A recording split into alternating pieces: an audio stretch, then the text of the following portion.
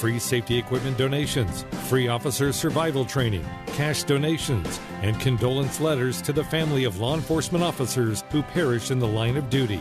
USDSA also offers college scholarships for the dependent children of law enforcement, along with a citizen awareness program and thank you cards to law enforcement. These are just some of the ways United States Deputy Sheriff's Association assists America's law enforcement and the citizens they serve. For more information about United States Deputy Sheriff's Association or to see how you can help, visit www.usdeputy.org. United States Deputy Sheriff's Association, taking training to the next level because lives are on the line. We hope you're enjoying our unique variety of great music here at Magic 92.5 WGHQ. There's more coming up after this news and information update.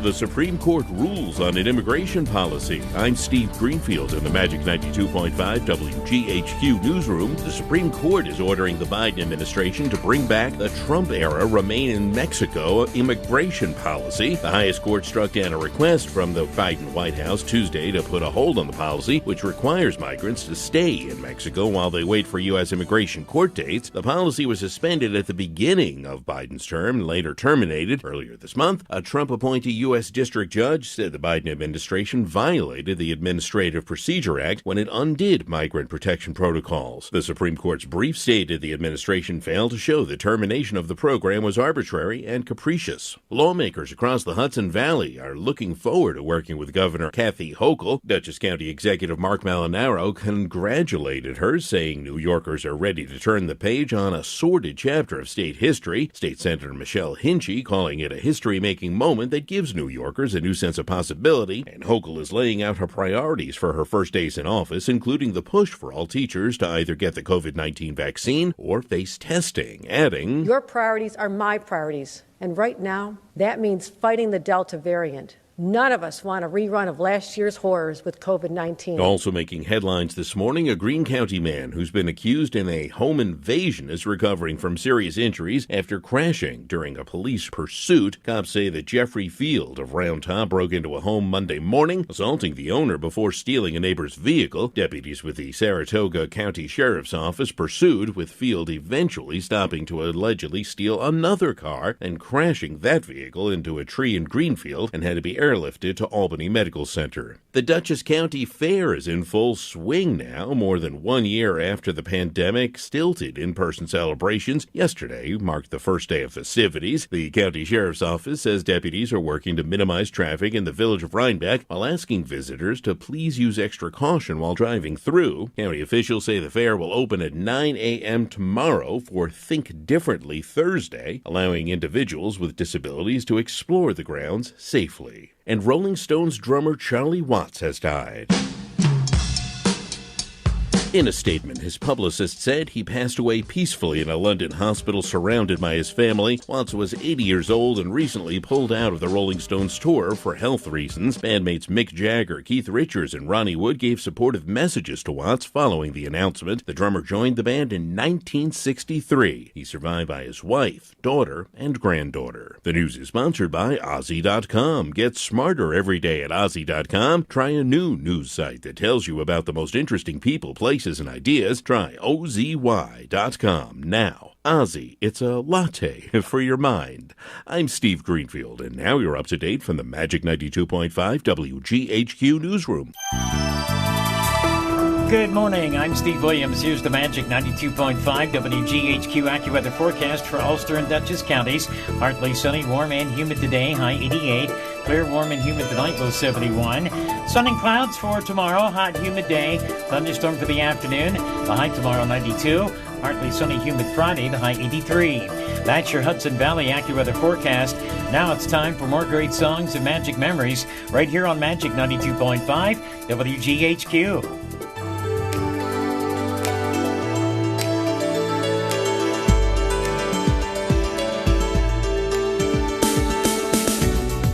Taking a day at a time,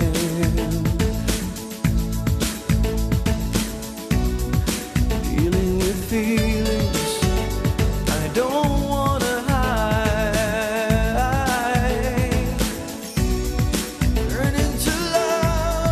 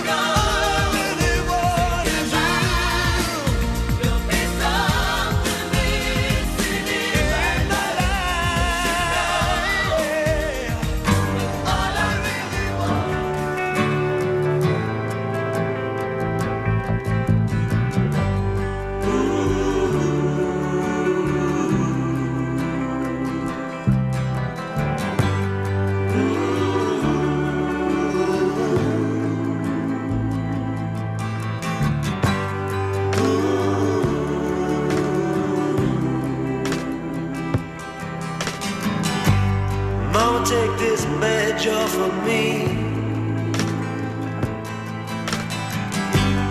I can't use it anymore. It's getting dark, too dark to see. I feel I'm knocking on heaven's door. Knock, knock, knocking on heaven's door. Knock, knock, knocking on heaven's door. Knock, knock, knocking on heaven's door. Knock, knock, knocking on heaven's door. Mama put my guns in the ground. I can't shoot them anymore. That long black cloud is coming down. I feel I'm knocking on heaven's door. Knock, knock, knocking on heaven's door.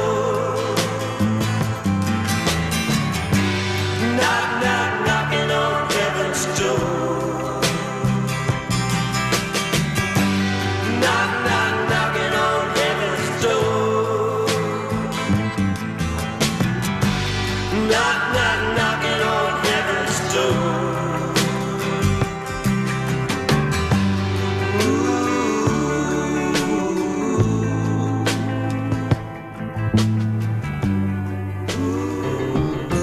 Thanks for making the switch to a better music variety from Magic 92.5 WGHQ.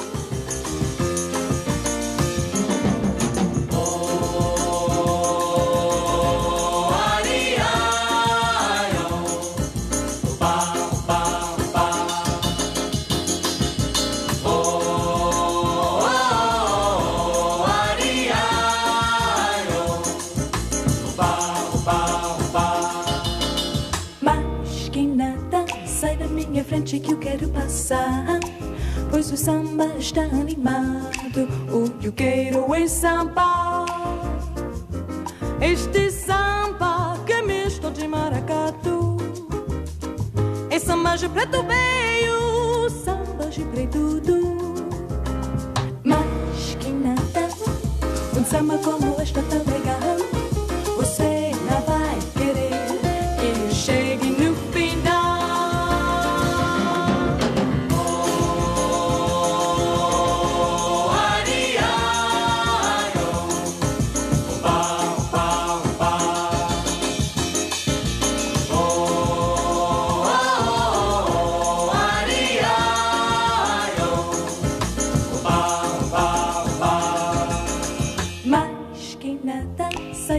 Frente que eu quero passar, pois o samba está animado. O que eu quero é samba. Este samba que é misto de maracatu. É samba de preto veio, samba de preto do. Mas que nada, um samba como este tão legal. Você não vai querer que eu chegue no final.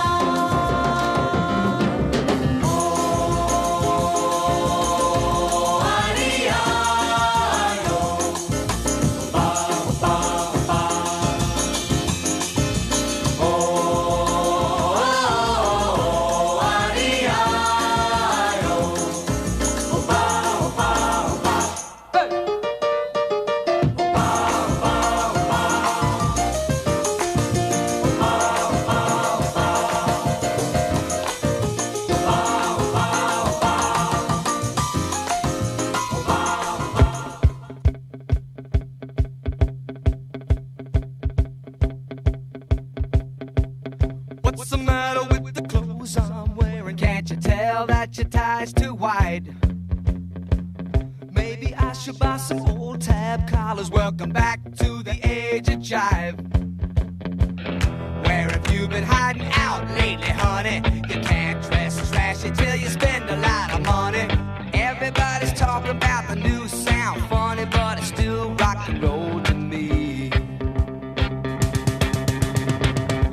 the matter with the car I'm driving? Can't you tell that it's out of style? Should I get a set of white wall tires? Are you gonna cruise the Miracle Mile? Nowadays you can't be too sentimental. Your best bet's a true baby blue Continental. Hot funk, cool punk, even if it's old junk, it's still rock and roll to me. Oh, it doesn't matter what they say in the papers, 'cause it's always been the same old scene. There's a new rain in town, but you can't get the sound from a story in a magazine aimed at your average teen.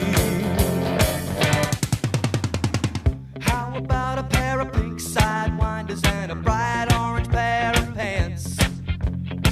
Well, you could really be a Beau Brummel, baby, if you just give it half a chance. Don't waste your money on a new set of speakers. You get more mileage from a cheap pair of sneakers. Next phase, new wave, dance crazy. Anyways, it's still rock and roll to me.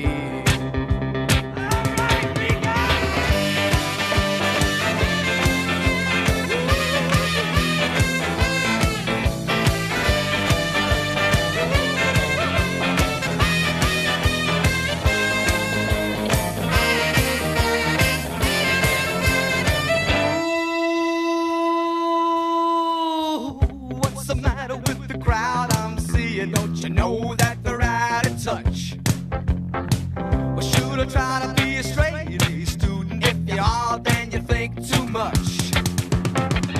Don't you know about the new fashion, honey? All you need are looks and a whole lot of money. It's the next phase, new wave, dance craze. Anyways, it's still rock and roll to me.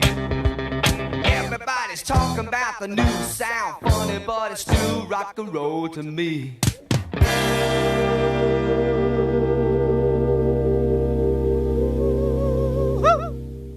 Magic 92.5 WGHQ. Great songs, magic memories. Number one on your radio. Always number one.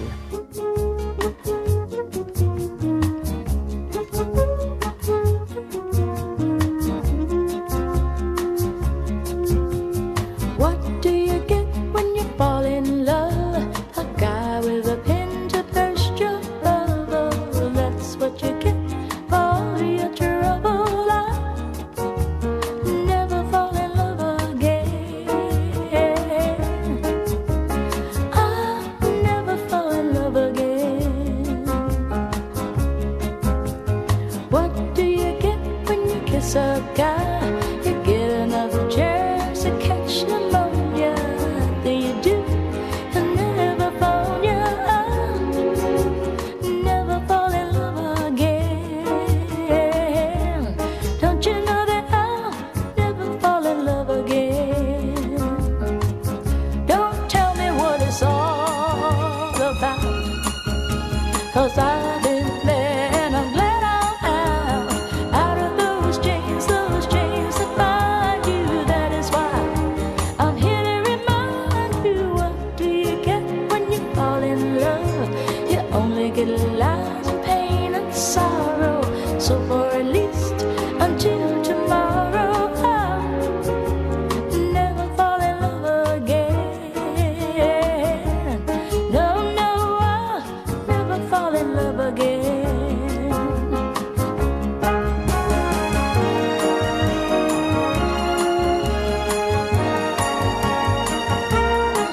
I'm out of those chains that bind you. That is why I'm here to remind you. What do you get when you fall in love? You only get lies and pain and sorrow. So for at least until tomorrow, I'll never fall in love again. Don't you know that I'll never fall in love again? I'll never fall in love again.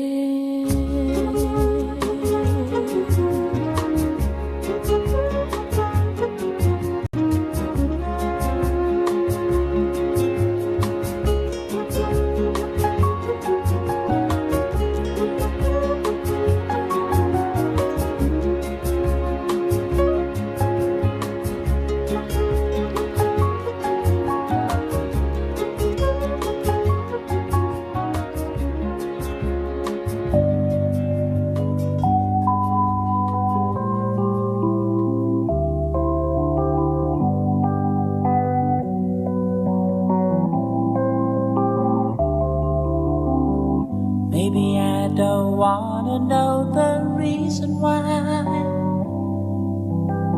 but lately you don't talk to me, and darling, I can't see me in your eyes.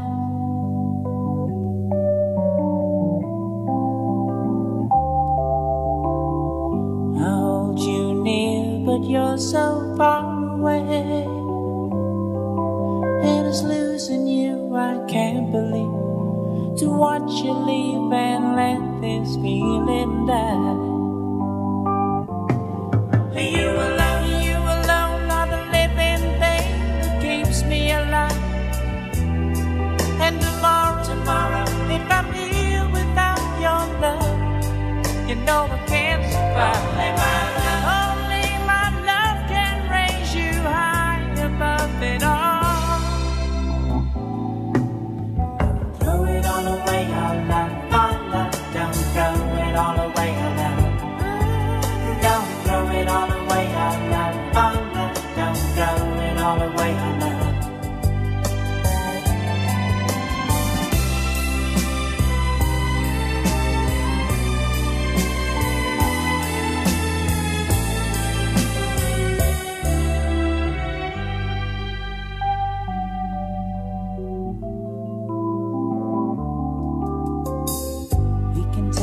Darkness, make it for the light. Let your love flow back to me. How can you leave and let this feeling die? This happy room would be a lonely place when you were gone, and I won't even have your shoulder for the crying on.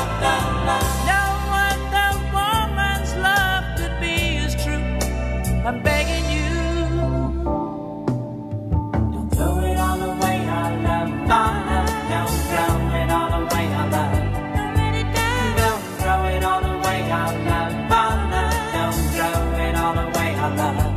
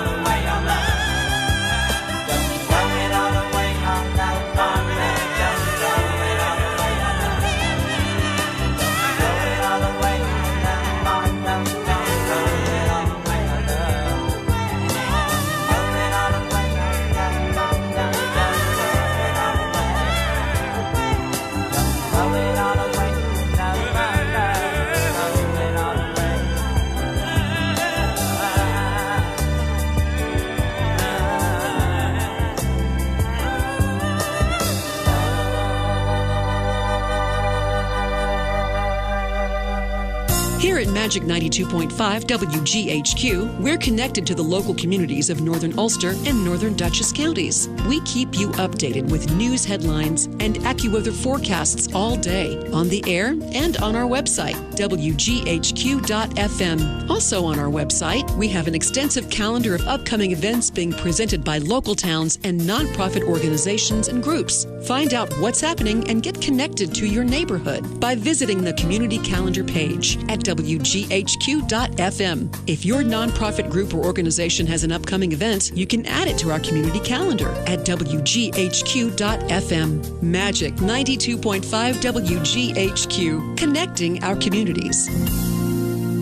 The 20th Hudson Valley Wine and Food Festival is September 11th and 12th at the Dutchess County Fairgrounds in Rhinebeck. This is the Northeast's premier wine, food, and beer festival, presented by WineRacks.com, showcasing over 180 wineries, craft breweries, distilleries, gourmet food trucks, gourmet food vendors, artisans, and craft vendors from around the country. There's cooking demos by celebrity chefs, wine seminars, live music, and so much more. It's September 11th and 12th. Get advanced discount tickets and more information online from HudsonValleyWinefest.com, or you can like them on Facebook. Hey, New York, Win 4, Numbers, and Take 5 from the New York Lottery are all drawn twice daily, so you could spend more time with your numbers. All kinds of numbers, like 1 for the Furt's Pizza Restaurant opened right here in New York. Or how about 3 for the 3 different waterfalls at Niagara State Park? Or 24 for the number of hours the city doesn't sleep. Spend more time with your numbers. Play twice daily games from the New York Lottery for a chance to win. You must be 18 years or older to purchase a lottery ticket. Please play responsibly. Hi, this is Kathy Kruger. And this is Jonah Triebwasser. Tune into Radio Rotary this Sunday morning at 7 a.m. when we'll be talking with Brian Doyle about family services. Radio Rotary is sponsored by Salisbury Bank and Riverside Bank, Absolute Auction Realty, Hudson River Housing, Leo Katie's Ford, Mid-Hudson Addiction Recovery Community, Norman Staffing, and Third Eye Associates. That's Radio Rotary, Sunday mornings at 7 a.m. right here on Magic 92.5 WGHQ. Considering an online pharmacy? Explore BeSafeRx to find useful information and resources to help you purchase medicines safely online. A safe online pharmacy requires a doctor's prescription, has an address in the United States, has a licensed pharmacist, and is licensed by a state pharmacy board. It's best to stay away from online pharmacies that don't meet these criteria. Discover more helpful tips and resources at BeSafeRx. Go to fda.gov/BeSafeRx. Magic 92.5 WGHQ. Great songs, magic memories. I've been waiting for a girl like you to come into my life. She was a long, cool woman in a black dress with a fine, beautiful song. When you see a chance, take it. Find romance. Oh, it's a dirty old shame when all you get from love is a love song. A fresh new mix every hour from Magic 92.5 WGHQ.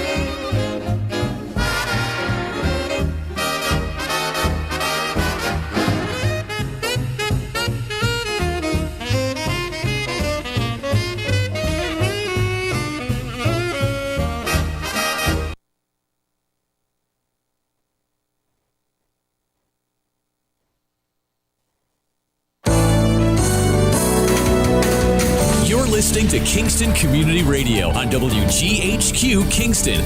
On your radio at 920 AM and 92.5 FM, and also online at mykcr.org. Hi, I'm Kelsey Grammer. Wounded Warrior Project supports injured veterans by connecting them with fellow warriors, by serving them through mental health and wellness programs, and by empowering them to live on their own terms. No one should face a battle alone. Join us at woundedwarriorproject.org. As a parent, your life is your child. With Luke, he's the whole world, you know?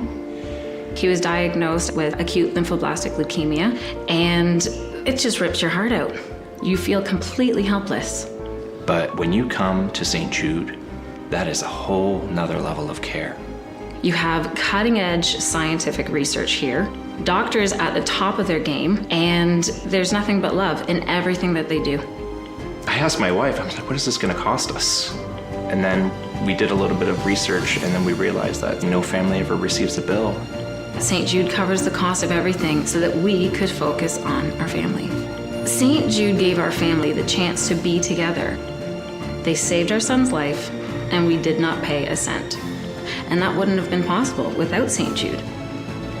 Finding cures, saving children. Learn more at stjude.org.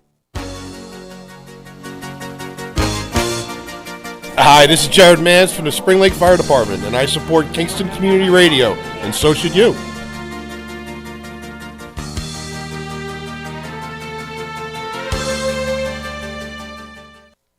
This portion of Kingston Community Radio is brought to you by Ulster Savings Bank. Visit their newest branch, conveniently located at the Ulster Commons Plaza in Lake Katrine.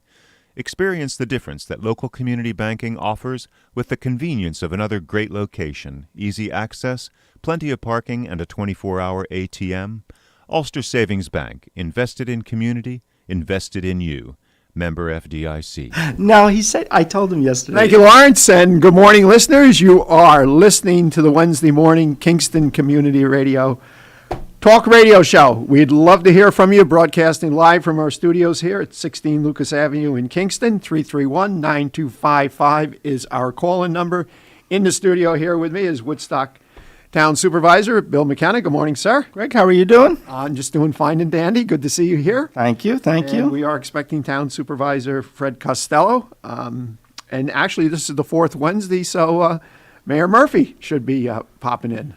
And is Kevin coming this morning? And I didn't hear anything differently. I didn't hear anything differently either. I know Market Basket is closed for the week. Colleen's on vacation.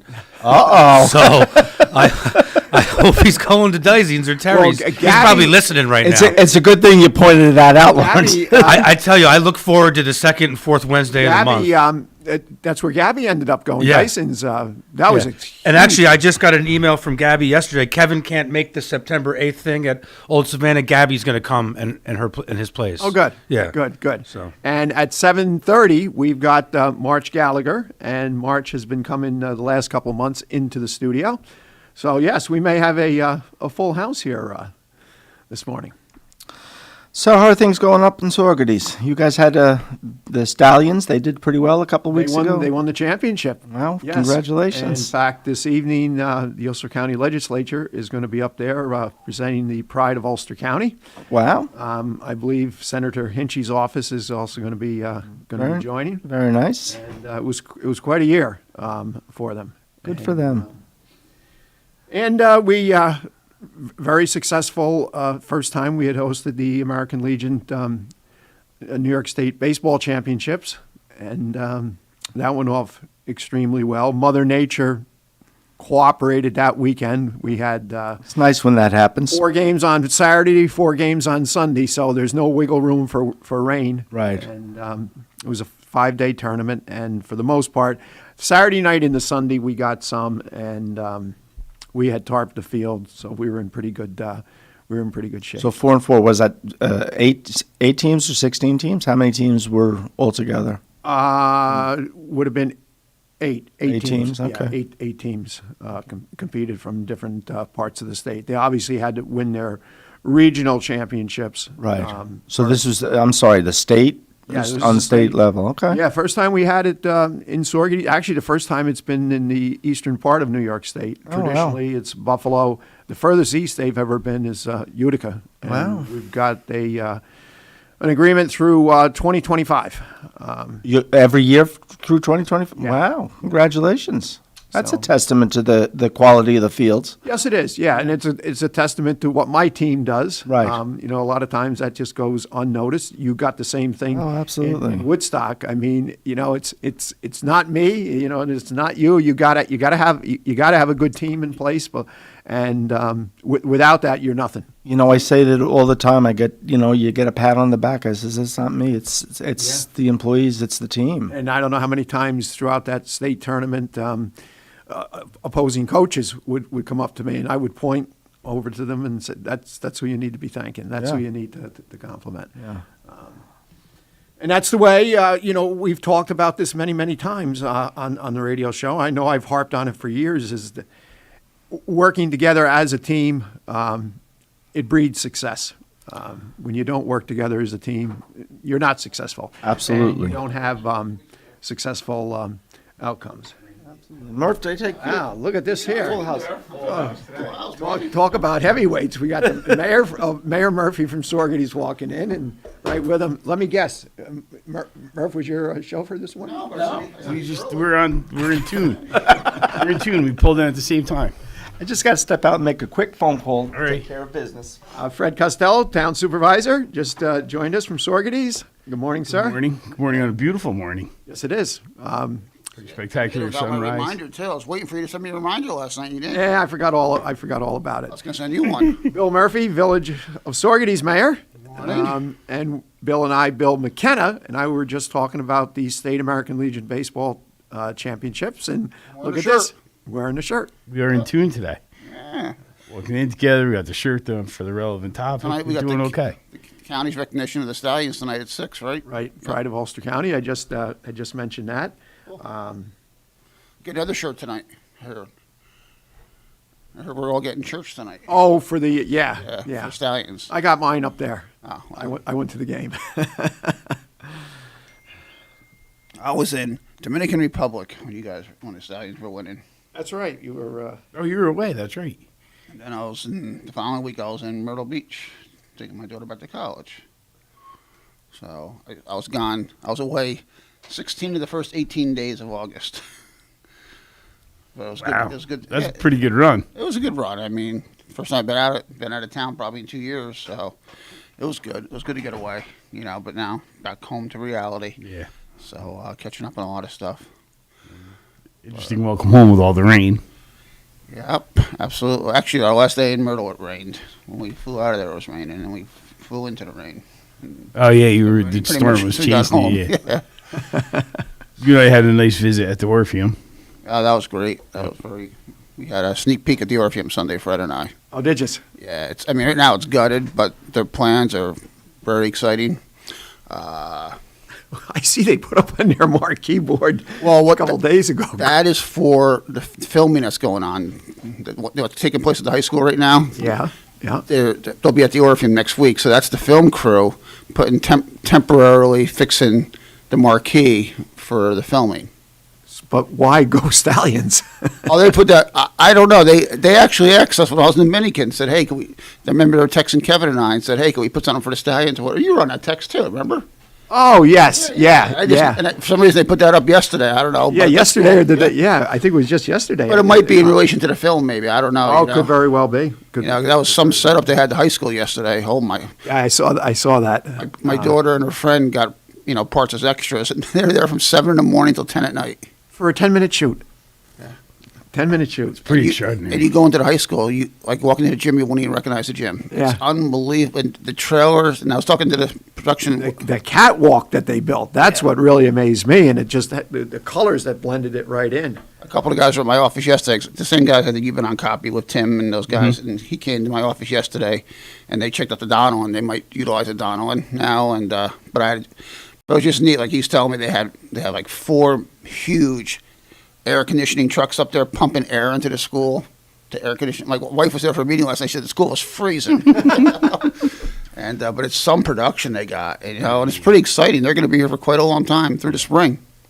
Yeah. So and this guy was telling me yesterday, all these people, these actors, these workers, they're all renting houses, staying in Sorgady's. I mean, There's a couple hundred people on there daily. People, yeah. Working. It's and they're going to be here through April. Yeah. And where's the production company at? The city? Yeah, I believe so. Yeah. Yeah. They're affiliated with HBO. HBO. This is an This is HBO. an HBO Okay, program. yeah, that's right. And they had that, and they had their big staging area up where the old KTB used to be. You wouldn't recognize the inside of that building either. Yeah. That's all a converted full blown film studio Yeah. now. Yeah. So it's pretty, it's a good hidden secret that's taking place in Sorgady's right now.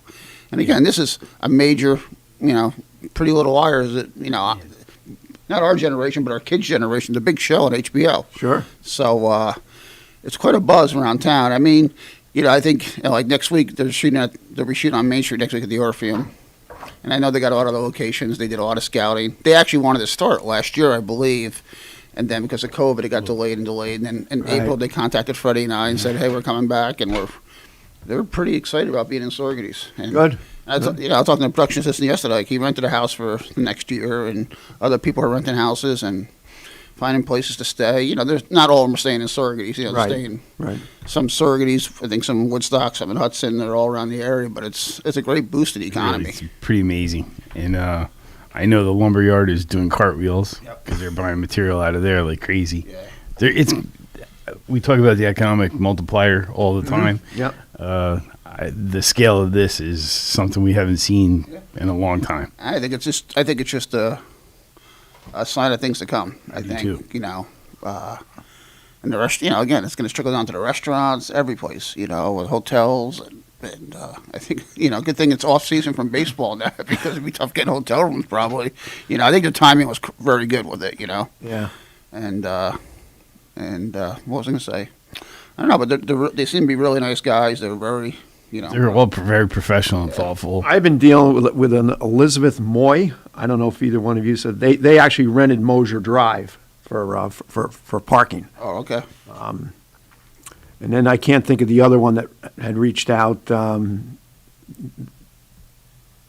Halloran's the guy we've been dealing with a lot. Tim Halloran and one. I don't think it was him. I don't know. I'm not he's sure. like who it was. location.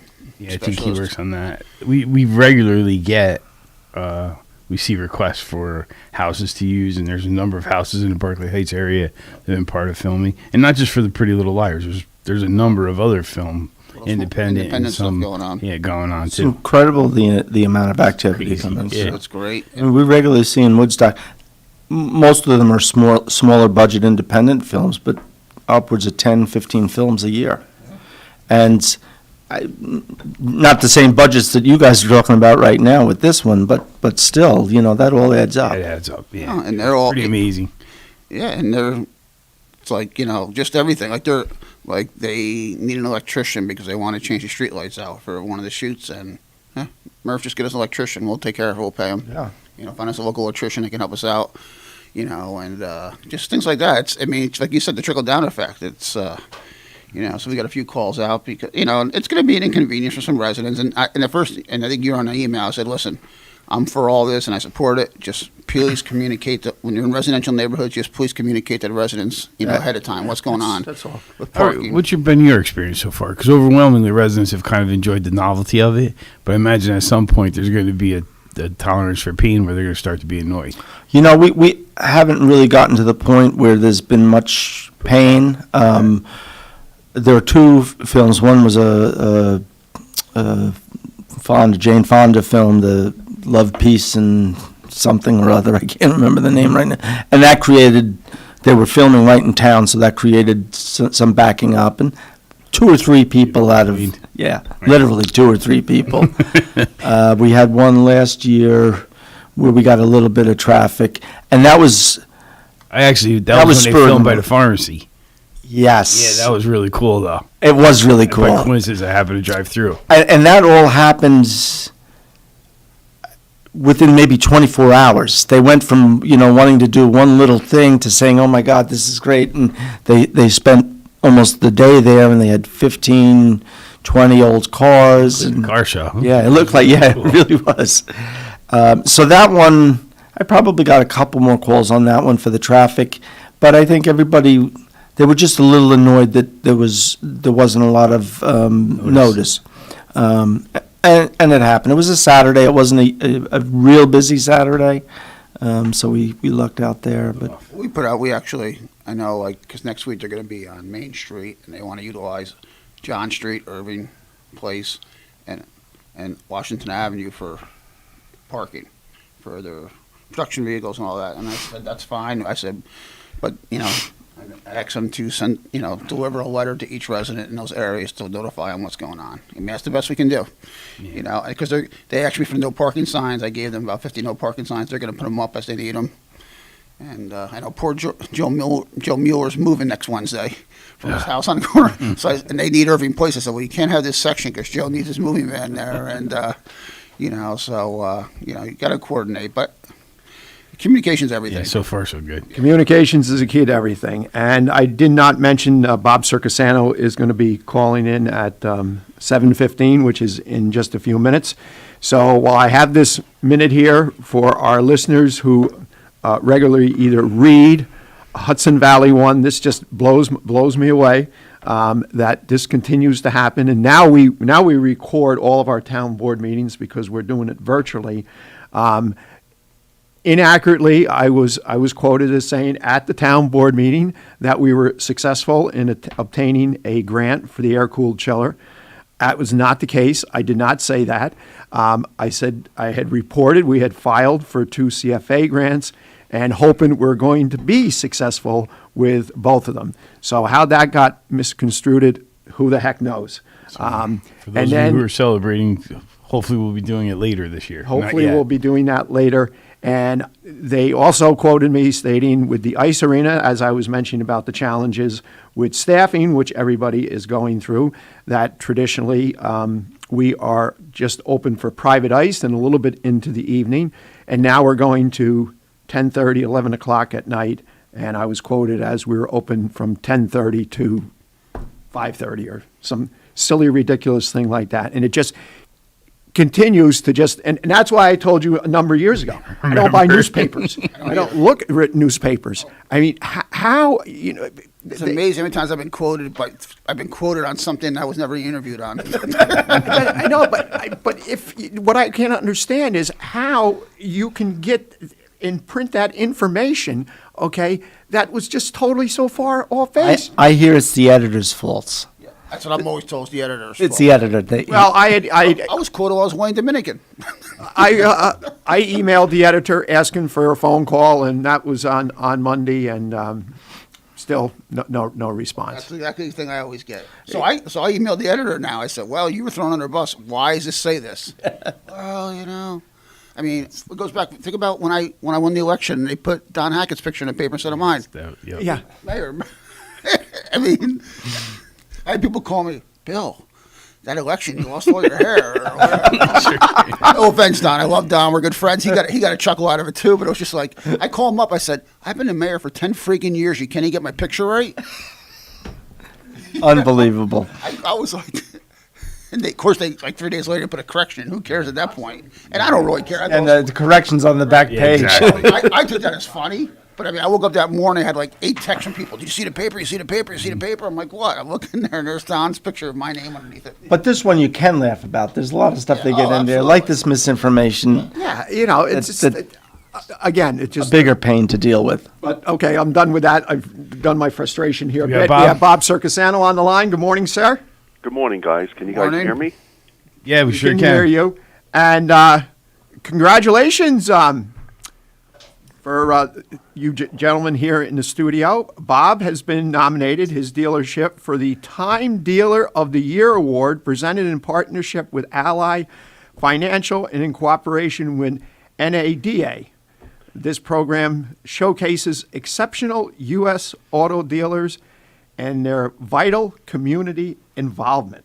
Congratulations, Mr. Circasano. Yeah. What that basically, how this works is that Time Magazine every year picks a dealer from the United States in the country, and what they do for New York State, I was picked for New York State. That's awesome. So now, March 10th and 11th, on my wife's birthday, we have to go to Las Vegas, and we compete against the 45 other dealers that also got selected, that were nominated for the Time Dealer magazine. So that's a front cover type thing. It's quite a deal. It's quite a deal. There's a lot of there's money that the winners get that they could put in their own foundation, or they could select another foundation. But there's a lot of involvement, and it's a big deal for me. But the main reason why I'm calling it is, of course, of what we got going on Friday night with Diaz. And as you know, I know all you guys got your tickets, and thank God you do, because we are basically sold out. There's a chance I may have maybe a couple that may be coming back because these people cannot, for some reason, they can't make it this Friday night. But there's a strong possibility of that. But this thing starts off at 6 o'clock. You know, we're going to have over 350 people there. It's going to be as big as it gets. We have Mike D'Amico, who's a local musician who plays worldwide. We'll be doing cocktail hour at 6 o'clock, and you know, we have our famous Mike Spears, our local comedian, that's going to be performing, and of course, you know, Ian Flanagan will be performing. So we're all excited, and we're going to finish the night off with the Grit Gang. That's a local band that will be playing right up till 11 o'clock. So, you know, we're going to have auction items off. I got about 5 or 6 items that are going to be auctioned off. But it's going to be an exciting night, and I think the weather looks looking pretty good so far. Everybody's looking forward to this. It's no surprise it's sold out. It was something we couldn't do last year, and it's been a really successful and fun end of summer event for the 3 or 4 years you did it prior to. So I really feel like everyone is excited and looking forward to it. And I was with Larry yesterday for a little while, and I saw the tents going up. Yeah, they're up. The whole place is tented. You know, we'll be ready. We'll be over there tomorrow. We'll be setting up the tables, and we got to put up 45 tables, and it's going to be really nice. I tell you, you know, with the help of my brother being one of the major sponsors, and Ward Backus and Chris from the petition, he's done an outstanding job, and how much he's participating is unbelievable. He's taken a great part of it, and I thank all these people and for making this happen. I believe this could be probably my 5th year that I've done this, but it's always been doing very well, and I've been very happy with the results. So I'm looking for a great time, and I want to thank Ian Flanagan for, you know, taking his time to come back to Saugerties. As you know, I believe he's performing at the Dutchess County Fair this week. And I spoke to him the other day, and he's really grateful of all the good things that's happened to him, especially all the cheering that he got from our hometown Saugerties and surrounding areas. So I know he's excited. Everybody's excited. I know I'm excited. It's going to be a spectacular evening. And that event sold out quicker than in any other year, if I'm stating correctly. I think it was 3 weeks ago I had announced it on the radio, and then you had texted me that it was sold out. Yeah, we did, and we all know why. Is because Ian's there, you know, and then Mike Spears. You know, everybody loves. You know, he's a local guy. I've had him 2 other times at my events. You know, and he's done a spectacular job, and he's looking forward to it. So, and also with the fact that all the proceeds are going to Diaz Ambulance. You know, they do such a great job, and they rely on this heavily. Yes, we do. As you know, I'm happy to say I'm on the board of Diaz, and you know, we had to purchase a new ambulance, and I know Freddie knows that, and also our mayor knows that, and then we had to put an addition on. You know, that little addition probably cost us. I think it cost us over $100,000. Wow. You know, and the timing that we did is when everything just tripled up. We couldn't get trusses, we couldn't get this, we couldn't get that. But right now, I could say it's completed. Everybody's happy. You know, we're just about there. So, and now, you know, with the way our town's growing, you know, we have to grow with it. So, you know, we're probably looking someday to order another crew. So that's going to be a lot of money. You know, we have to get new radios. That's just thousands of dollars, and this is why we do that. So by having this fundraiser, we're able to do these little things that we really need. So it always works out well, and the results that we get from the village, the people who live in our community, the people who come, the people who make donations, it's just tremendous. It seems like a year that. All the fundraising that's been going on, I know the ones that I've been involved with, the results have been just endless. It's just been super. And that's a pretty long list of fundraisers. I know you helped the ARC. You're a big help to Hope Rocks, and they put together a nice event. And Ian has been really generous with his time, especially this month of August. He was a headliner at Hope Rocks a week ago as well. He has, and again, he's a great guy. He loves giving back, and he feels this is one way he could definitely give back for all the people that helped him through his time through his California tour with The Voice. But he's a great guy. Yeah, pretty exciting. Yeah. You've had, it was fun all summer, starting with the car show. I think, we got a little bit of rain, but that was successful by any measure. And you really embraced the rain. It was fun to watch you out there, and you didn't care that it was raining at all. You just enjoyed the day. But you were able to help a lot of folks, and one of the projects we've worked on for a while, the reconstruction of the Sorges Animal Shelter, I know the car show really gave them a leg up. And your generosity was appreciated for that effort as well. I know. Well, my daughter Macy, she's on the board of that. At the fundraising part, and they're doing one event after another event, and that's working very well. And I think are they planning on breaking ground next year? Yeah, we may actually start clearing land this year before the weather gets bad. Yeah, late fall, because we're close. We're looking like a $2.1 million project, and they've raised about 1.9. Right. So we're really closing the gap on that, which is exciting. I know one of my salesperson, Eric Sasso, came up with he's donating so many dollars per car that he sells. I know last year we were happy to say that he gave them a check for over $5,000, which was nice.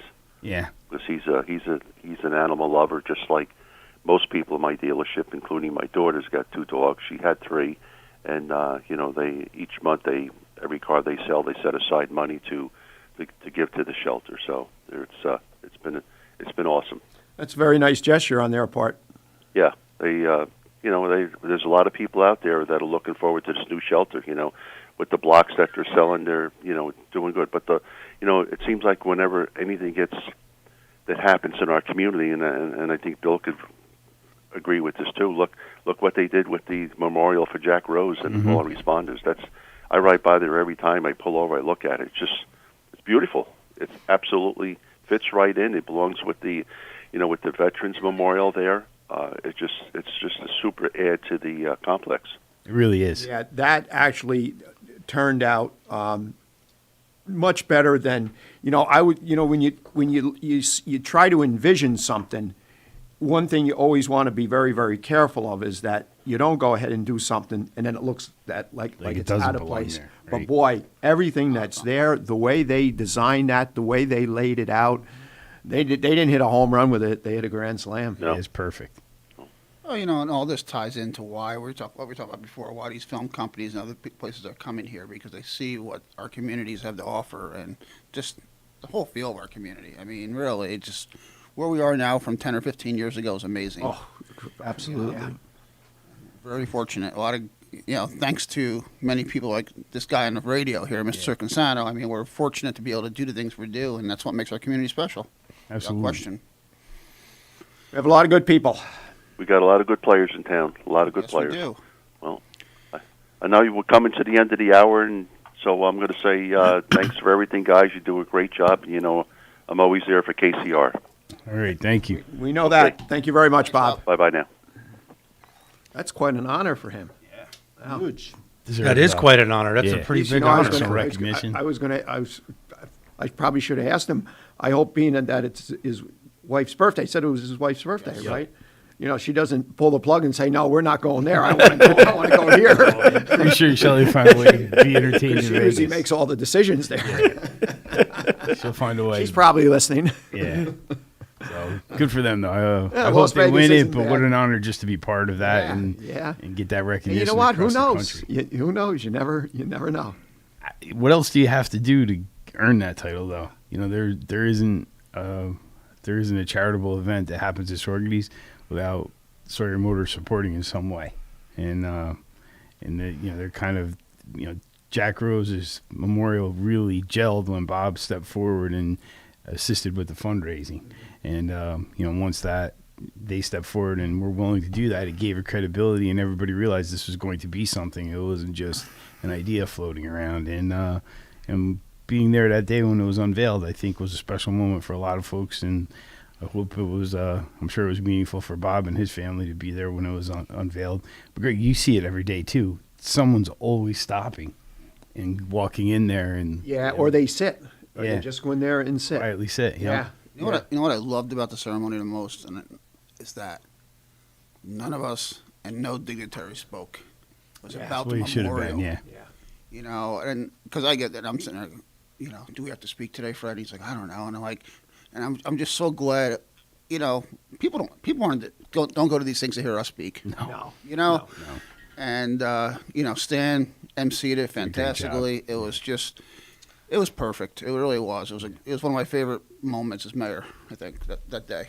It is a shame that people feel like they have to put us up there, that it's an obligation, because I agree with you. The more we can stay, you know, keep our distance. The less we're heard, the better. I mean, no, seriously. No, I agree. There's time and place to speak. You know, Yes, there is, and that's not one of them. That wasn't one of them, and I thought it was so classy that it was totally non-political. I agree. You know, And, Michelle was there, Pat was there, none of us spoke. You know, Freddie, none of us got up. And what was that? Teague was there, and Congressman was there, Delgado, and it wasn't about any of us. And that's what it should be. It was really a special moment for the Rose family and the Winters family, and it was just nice to share that little bit of time with them. Absolutely, yeah. And you know, Gary's. You know, I think Gary hugged me like 3 times. He's just a good guy. He's the best. Oh yeah, he is. He's such a good guy, and you know, he's just, you know, him and I've gotten very close friends the last year or two, and it's somebody I'm privileged to call my friend. Yeah, you know, I drive by, see him on a porch, get the big wave. You know? He's a Now I gotta- special guy. Now I got to fix the sidewalk, but that's okay. And we're gonna fix it, Gary, in case you're listening. I promise. His yard looks great, though. Oh my God, he motivates me. Like I see something he did on his porch or his yard, I'm like, okay, I got to do that. You got to copy that. I do. I tell him. I say, Does he live near you? Yeah, he lives right across from Mickey's Igloo. Oh, Corner there. He's got the okay. big porch, beautiful porch. Yeah, yeah. I didn't know he lived there. Probably the nicest porch in the village, or maybe second nicest to mine. But you know, it's a little I said, Gary, you got to come over and see my porch now. You know, and but I always tell him, I said, I see what you do in your porch, and give me ideas from my front porch. We are at the bottom of the hour. We will be back in a few, listeners and viewers, with March Gallagher. You're listening to Kingston Community Radio on WGHQ Kingston. On your radio at 920 AM and 92.5 FM, and also online at mykcr.org. Swimming pools are great for family fun, and Central Hudson wants you to play it safe. Never operate an electric appliance next to or in the pool. Be sure pool motors and filters are grounded. Have them installed by a professional and serviced by a licensed professional electrician. Be very careful if there are electric lines above or near a pool, especially if using long-handled cleaning tools. And if a storm is nearby, get out of the water. Your safety matters. Hi, I'm Steve Thomas for Habitat for Humanity Restore. Habitat Restores are nonprofit home improvement stores and donation centers that sell new and gently used furniture, building materials, and appliances to the public at a fraction of the retail cost. The Ulster County Restore at 406 Route 28 in Kingston needs your donations. Call our hotline at 845-853-7499 to schedule your free pickup. And thanks. Everyone is talking about healthcare these days. America spends twice that of other developed countries on our healthcare system, yet our health ranks near the bottom. How can we stop spending so much and getting so little? By shifting to a system that gives more patients access to strong primary care. Primary care can help make America healthy again. To learn more about the benefits of primary care, visit www.healthisprimary.org. This message is brought to you by America's Family Physicians. Screening exams for breast, lung, or colorectal cancers are necessary to detect and treat disease at its earliest, most curable stage. But you may have some concerns and questions. Answer your questions and ease your fears by visiting radiologyinfo.org. In addition to information on screening and wellness, you'll find more than 200 descriptions of radiologic exams, procedures, and treatments to help you prepare. Get informed and be prepared. Visit radiologyinfo.org, produced by the Radiological Society of North America and the American College of Radiology. Hi, this is Winnie from the Rosendale Seniors, and I support Kingston Community Radio, and so should you.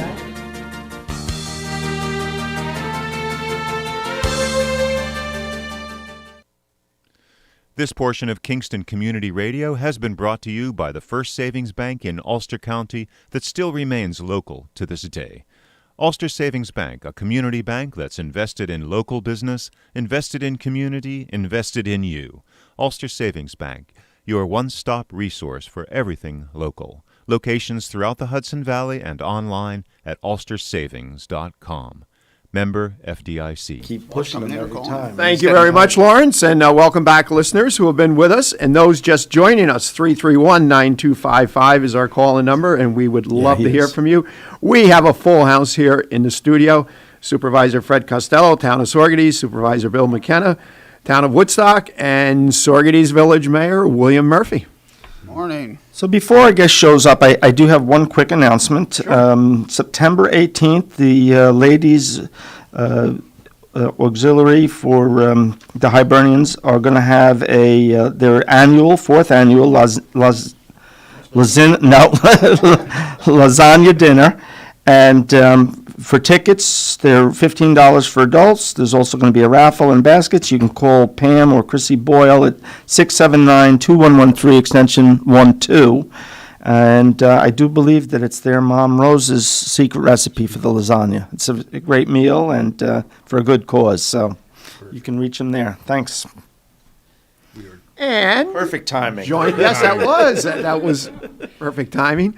How is everybody today? March Gallagher, good morning. Thank you for morning. joining us. Good morning. Thanks for having me on, guys. Always happy to have you. We've got a couple supervisors in the house today, huh? Full today, yeah. All right, good. Yeah, we it's rare. We haven't had a full studio in, probably 2 years. I don't think we've had a full studio since moving here. Oh, yeah, the new location. Yeah. Well, let's live it up. Who knows how long it'll last?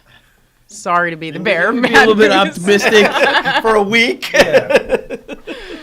Actually, you're not far off base. I mean, I don't know what you guys have done, but we've gone back to masks in the building, and we did have a town board meeting where we thought we might have a crowd, so we really limited the chairs and the folks coming in the building. We're at that point again. We're back to live meetings too, right? Everybody had to. I went back August 1st. Or August, I went back to live meetings. Yeah. Or July, yeah. Yeah, I think we all had to go back. Had to when that executive order expired. But I think so we were talking, Bill and I had this conversation yesterday. We're going to try to motivate the new administration to allow for remote meetings again. Bill and I are both experiencing volunteers who want to serve on planning boards or advisory boards struggling to go to the meetings because they feel like they're exposing themselves. They're afraid, right? Yeah. And and I get the open meetings law. I mean, it's a really good law. It's important. It creates transparency and involvement, but it's the 21st century. Right. I think we need better technology. It would be really great to see some assistance for municipalities to upgrade our technology in a substantial way, and guidance and, technical support, because there are some things I've participated in where we've had better participation with remote. All our remote meetings were better. We had more folks coming out, paying attention. It was easier to manage. It wasn't unruly. It actually seemed less confrontational. Yeah, people were nicer. It's like my meetings were great for a year online, Right. I mean, there are some things you can't see and do in a remote meeting, and that is missed. You know what I'm saying? So it's like, it is nice to see the interaction between people. There's a whole bunch of work that happens kind of off sides, just bumping into community members in the hallway and getting a chance to catch up, and that doesn't happen. But I'd like to see some ability to keep some things remote. Yeah, I think that would be helpful. Or even some hybrid, or some type of hybrid. Somewhere in between. I tried it with the first meeting and put on the WebEx, and it was just too difficult because they couldn't. The WebEx in the room wouldn't show the person who was on WebEx, everybody in the room, and it was just. Like you said, there's got to be some better technology where we can incorporate. Right, where you can see every board member's face, correct, and then the community has the ability to participate in a full way during the portions that are public participation. Yeah. So we just bought, and part of the stimulus money was what motivated us to do that, a camera system that we copied off of the Centerville Firehouse. And the camera pivots like an owl's head.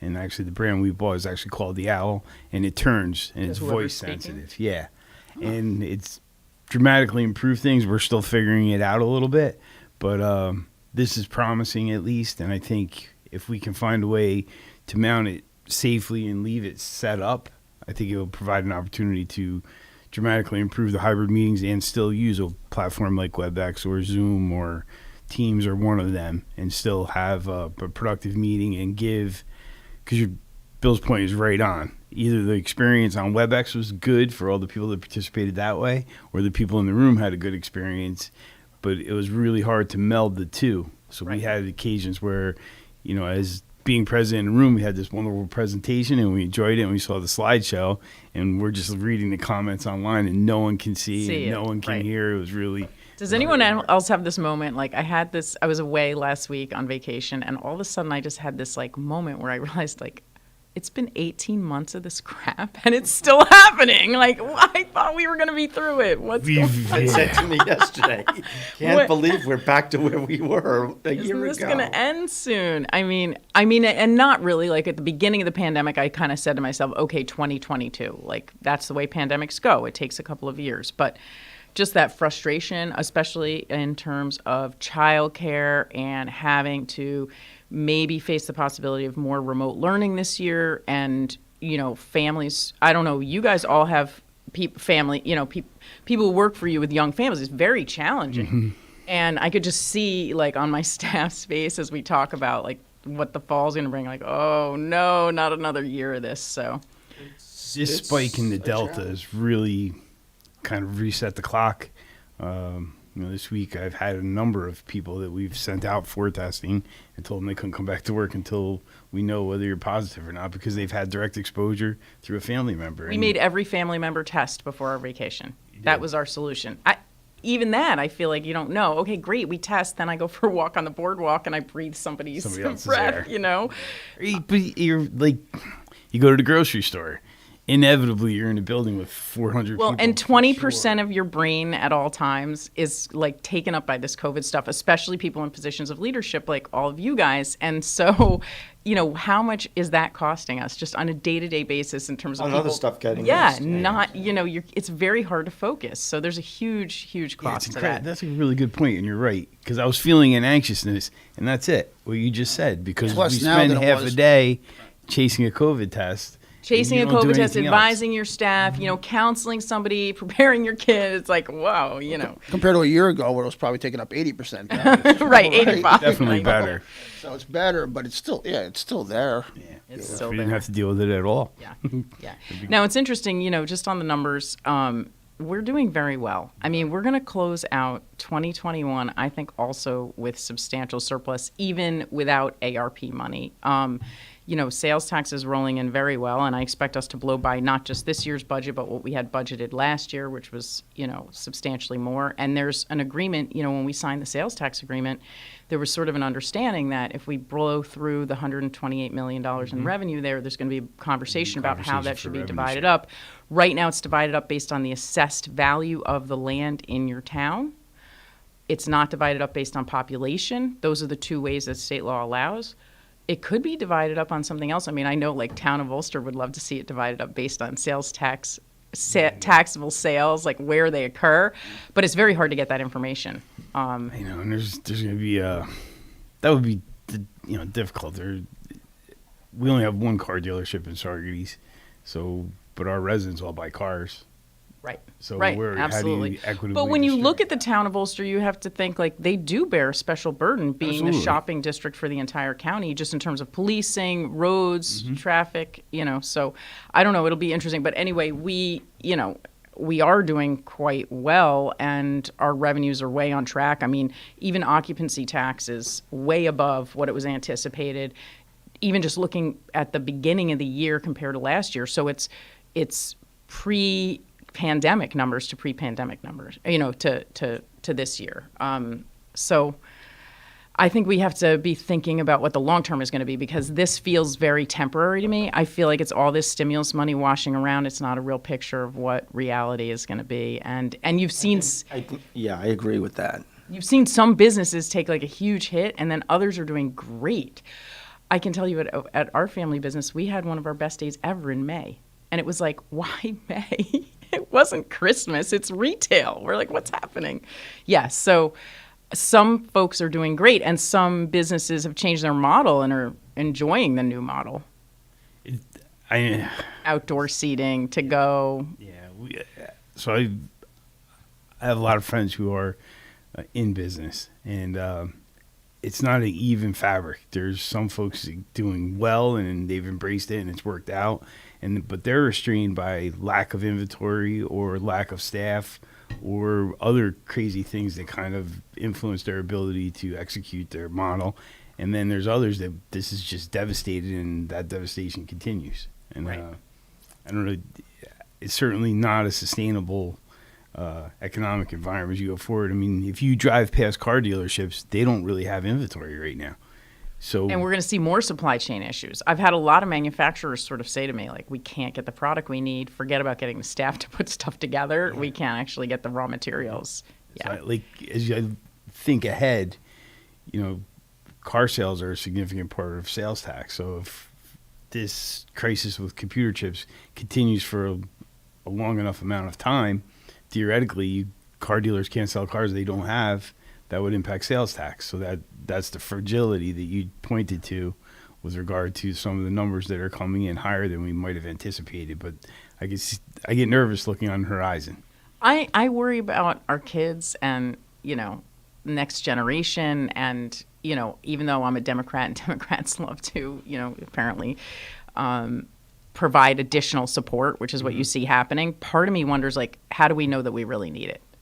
And I question that, especially, sitting here in the chair that I'm in as the county controller looking at our finances. I'm like, do we really need that ARP money? And if we do, why is that? It's not because we have lost substantial revenues. It's not because the costs were so high. So we really need to be investing in things that are going to be preparing for the future. The conversations I've had with everybody in the leadership role, that there's a sense that there's a responsibility with that money to invest it in ways that will do things that we couldn't afford to do, that will have an economic benefit down the road. And I've talked to Bill about what his plans are, and Mayor Murphy as well. And we're all of that mindset. We're certainly just don't want to, have a party, so to speak. We're looking for opportunities that were aspirational. I saw that Sullivan County is using some of their ARP money to give hazard pay to county employees. And I was just like, oh, that would never fly in Ulster. There's no way the people that elected me would be happy to see us paying extra money to county employees for the time they did show up. I can't imagine that. I was surprised. Have any of you considered that? Yes. And are you going to do it? It's being discussed. Well, in the context of this, so if you inventory the workforce last year, when town hall was shut down, we put a number of employees on work share programs. Right. So those, because of the stimulus money, those employees ended up with an economic benefit. Their annual income was marginally higher because they got that extra stimulus money. But then if you extend that out, our police department, not only did they have to work, they had to work in an augmented situation where we were forcing on them cleaning cars, doing work separation, not being together, working in remote locations. Greg's staff, those folks were divided into a schedule where they didn't have interaction, and we left them with the responsibility to clean the buildings and help support the other departments. So those folks, not only were they we asked them to continue to work, we asked them to work in a situation that wasn't normal or consistent with the schedule that they worked before. Okay, well, that seems like more of a justification.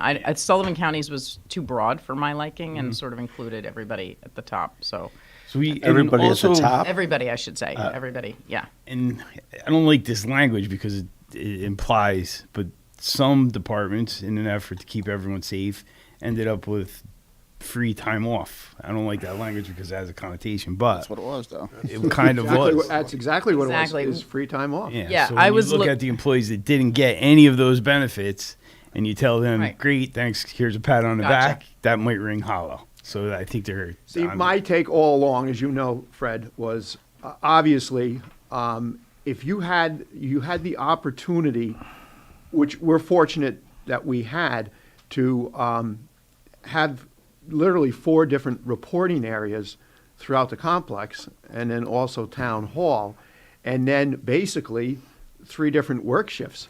you know, to keep people separate. I believe back where with the essential employees, there was that recommendation, or it might have been a mandate, that you had to be at 50% or less. We operated pretty much on a daily basis in the 30s. Maybe there might have been one or two times we hit 40%, 41%, but it never went any higher than that.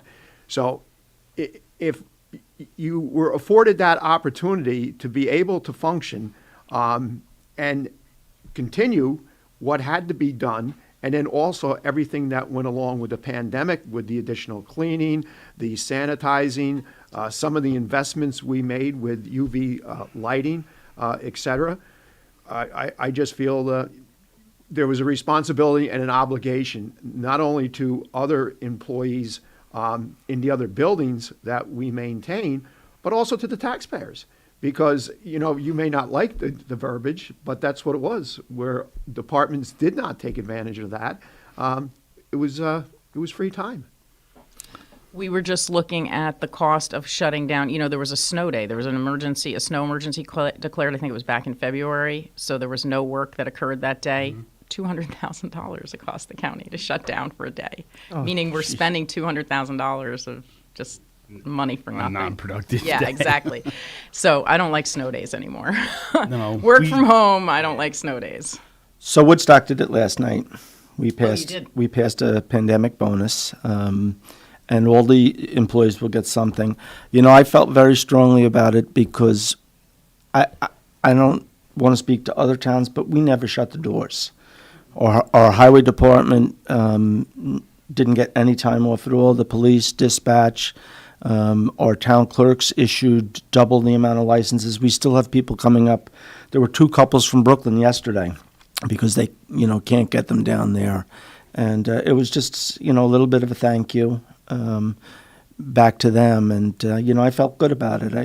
I think it was a good way to spend some of that money, not all of it. I think we really have to discern what extra work was created. Because I know, for example, that in our Department of Public Works, there was a lot of extra work pushed onto people, and it, you know, that wasn't consistent across the board. So it's really department by department. And then when you really start to do that at the county level, it's going to upset people. So I think it's going to be complicated. It's going to be complicated, and I think there's No, not one size that fits all. With No, this. absolutely not. You know, And comparing town of Woodstock or town of Saugerties Cans. to the county of Ulster, it's not apples to apples. It's a grape to a pumpkin. It's a grape to an apple to a pumpkin. To a raisin. Because honestly, like my village, we were closed down. We did split shifts, time off, whatever, like free time, as you want to call it. And I mean, honestly, I equate my village staff probably to Greg's staff at the park as far as total size. You know, I have 9 DPW guys, 5 wastewater, 4 water, 3 in the office. So I don't know. I mean, I don't, and plus, obviously, the amount of money we got in the village is, again, raisins compared to grapes and oranges, you know. So I don't know if I can do that or not. I don't know if I think everybody got equal time off. So that's how I look at it. We ended up with disparities, and to the degree that we can identify those and assign a value, we're going to try to meet that. I don't know if we're going to be able to do it. Was yours across the board, Bill, or were there No, it was differentiation? there was a different. It was prorated. I can share that. With Yeah, I'd you love to guys. I see have it. A little bit more detail. I mean, luckily that complex decision will not be in my hands. I'll just be making sure it was spent in accordance with the I decision. won't tell you it's easy, and you know I know there's residents listening that they suffered too, I'll and send they you the didn't. resolution and the breakdown. You know, these folks weren't eligible for a lot of the programs because they were gainfully employed, and they just were left behind with all of it. And we asked a lot of them. You know, Bill, Greg, and I did. How many meals did we distribute? Over 30,000. Over 30,000. And to be honest, you know, there's members of Greg's staff. Well, that's it. Exactly. Just wouldn't have been possible without it. And when we did our vaccinations, there's members of Greg's staff again to step forward, and the police department That's not in anybody's couldn't have job done it without them. description. I had It was this nowhere in their job description. Exactly. We asked for help, and they stepped forward, and we can't forget that. So, and I had the same thing. We did a shopping program where we had volunteers and town employees going out and picking up groceries for folks.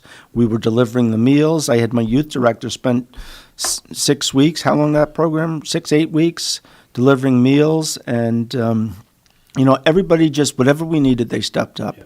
Town clerks over at the vaccine clinics when that started, and none of them were vaccinated at the time at this point. Right.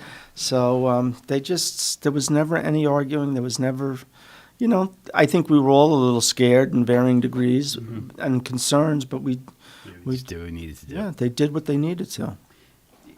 Remember, you guys were vaccinated even ahead of us, and you weren't vaccinated at the time when we were doing it. The clinics, right. Our first clinic was in early January. That's because they stole Neil from us. We had Neil, yeah. Neil had stayed in Sorgany, so we would have had that. That is true. He is, and he made that very clear when we gave him the key to the city. But I will say this: when we did our first vaccination at Sorgady's High School, which was quite a feat that Neil undertook. I was there. Bill and his Came wife over. were there because they had done it before, and they had all the tips and all the shortcuts. I believe we have a caller. We got a caller? Good morning, caller. You're on the air with Kingston Community Radio. Hi, good morning, everybody. This is Brian Waltman calling in. How you doing? Good morning. Morning. As it relates to ARPA and the interim final rule, there are many regulations as it relates to the disposition of the use of this money that's being sent. And along with the package, I believe all the supervisors probably got this. There's a frequently asked questions memo. And number 30 of the question is, the question was, may recipients provide premium pay retroactively for work already performed? And by the way, this is a document issued by the Department of the Treasury. And the answer to that is very simple. It's yes. Treasury encourages recipients to consider providing premium pay retroactively for work performed during the pandemic, recognizing that many essential workers have not yet received additional compensation for their service during the pandemic. So I would disagree with the comptroller's view on this and submit an argument that many of these people were essential workers. They were going to work every day when all the notice was saying to stay home and do not leave your home, shelter in place, remain quarantined. A lot of workers did not have this opportunity afforded to them, and the Department of Treasury has this as an approved use of the ARPA funds. So I think that's something that I would congratulate any of the supervisors or any local government that is using some of this money to compensate their essential workers who perform their duties every day in heroic fashion. And Brian, hi. I think you are an essential worker, isn't that right? That's correct. Okay. And so really my differentiation is that I saw staff able to work from home. And people who were able to work from home were not experiencing the same conditions that people who could not work from home were. So there has to be a dividing line or a differentiation, in my opinion, between the risks that people took. And I saw the Sheriff's Department and DPW staff taking risks that, frankly, my audit staff, for example, was not taking when we had the ability to work from home. So that's really what I was I think ultimately you're acknowledging Brian being an essential worker and that he stepped up and had to go the extra mile. Exactly. Well, I'm just not making the argument for myself. The statement was made is related to Sullivan County and how they've chosen to use the money. And I don't know what Sullivan County passed, but and I do believe the county has already taken measures to compensate some of their CSEA workers in their new contract as it relates to this. So we got to. Remember, they were essential workers who left their homes when everybody else was being told to shelter in place and quarantine, and they did not have a choice. They went to work every day to provide essential services to the people, and that goes for. And by the way, a lot of private sector companies also have already done this. I know a lot of retailers built into their compensation packages for their employees weekly bonuses that they received all during the pandemic. so for hours that they worked. And it was linked to the hours that they were there in person. So, I think essential workers are essential workers, and I think we ought to applaud them even now as we move into maybe hopefully a post-pandemic environment. So anyway, have a great day, everybody. Brian, thank you. Thank you for your call. You have an awesome day. Okay, bye-bye. That's the thing with my employees. I mean, since I had such a small crew, my entire crew is essential. That's how I viewed it. They were DPW, water, wastewater, office staff, and I have a small crew, and I couldn't. We did rotate where people got time off, but I had nobody that could work from home. Anybody when they had to work had to come in, and this is pre-vaccination and all that. So. Also, I just want to say, we're really fortunate in Woodstock. Our capital campaign, Jeremy and I started 20 years ago. Almost all of our buildings are done. There's not a lot of capital projects we can do. Our roads and bridges are all in pretty good shape, water and sewer. So there aren't a lot of capital projects. We're blessed. We're lucky. And so, this happens to be a way that we can spend the money, give back. And, I do view it is stimulus. So it's getting out to people who are going to spend it and pump it back into the economy. Not every town is as fortunate, and other towns are going to have different priorities. My one capital project I have pending, which is to do the sewer plant, this won't even put a dent in it. Put a dent in it, right? I think we're getting just under $400,000 over 2 years. My capital project pending one for the sewer plant's $4.8 million. So. That's not even going to do anything for it, I saw the city of Poughkeepsie had a deficit in 2020 and was blaming the pandemic for that. I don't know. I'd be curious what it was. Yeah, because I didn't notice. We didn't have a lot of municipalities in Ulster with that. Difficult financial situation for a while. Yeah. Yes, they've been digging out of a hole for sure. That is one of the frustrating parts too. So I think we all spent money last year on shields and cleaners and overtime and this and that and the other thing. We can't. The way I read it, we can't go back past March of this year. Right. So, again, there probably are things that I could use the money for that we're not really permitted to. So, we spent out of our department, when you take into personal services, a little over $150,000 with everything that we invested in, and that's what it was. It was an investment. We just didn't go out and buy plexiglass for all the offices, police headquarters, et cetera. They're very, very attractive. They're very expensive. They're going to stay in place. Obviously, we're not going to, remove them. So that's when you and I had the conversation that you can't go any further back than March. Right. But on the other side of the coin, I agree 100% with you. Most of that money should go towards investments that are going to be long-term, that the next generation is going to get to enjoy. Infrastructure, et cetera.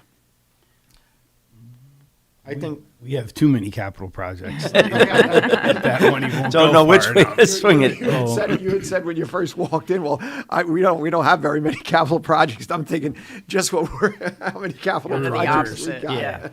Yeah, and we learned so much from the pandemic. We made a priority to extend the fiber link to our senior center. That's where we host our meetings. And it was really important that we had as good a quality connection as we could possibly get, and that's obviously the best. But that wasn't necessarily something we would have done last year hadn't we had to overcome the pandemic. And, right. It's forced us to rethink how we do business. Yeah. We were able, out of opportunity because staff was available, but we were able to create a new entrance into Town Hall to avoid a set of stairs. Right. That was expensive, and the pandemic somewhat created that opportunity because there was staff available to do it, but we weren't able to finish that, so we're going to use some of the pandemic money to help finish that and make it a proper entrance so that it's architecturally welcoming. It functionally works great, and it reconfigures the entrance to the office on the south end of the building, and it makes it more efficient, and it helps us keep people safe. And really, that's what it's all about, and deliver those services. But as we were talking, I was looking back fondly. Every department found a way to perform their function. I know our clerk staff was running into the parking lot to do dog licenses and issue handicap permits. It was great. It was we did our property auction online for the first time. We made more than the back taxes, and that does not happen. That does not happen. So that was definitely a good experience, and I think we'll be doing that going forward. this pandemic has forced us to rethink and come up with better ideas that really work better all the way around. Right from the very start, I'd said numerous times, just the way we do things, our best management practices were going to change, and they have, and a lot of them have changed for the better. March, we are we're over our limit time. here. You might need an hour. Thank you very much for joining us. Thanks for having me. We'll be back with birthdays and Kevin Cahill.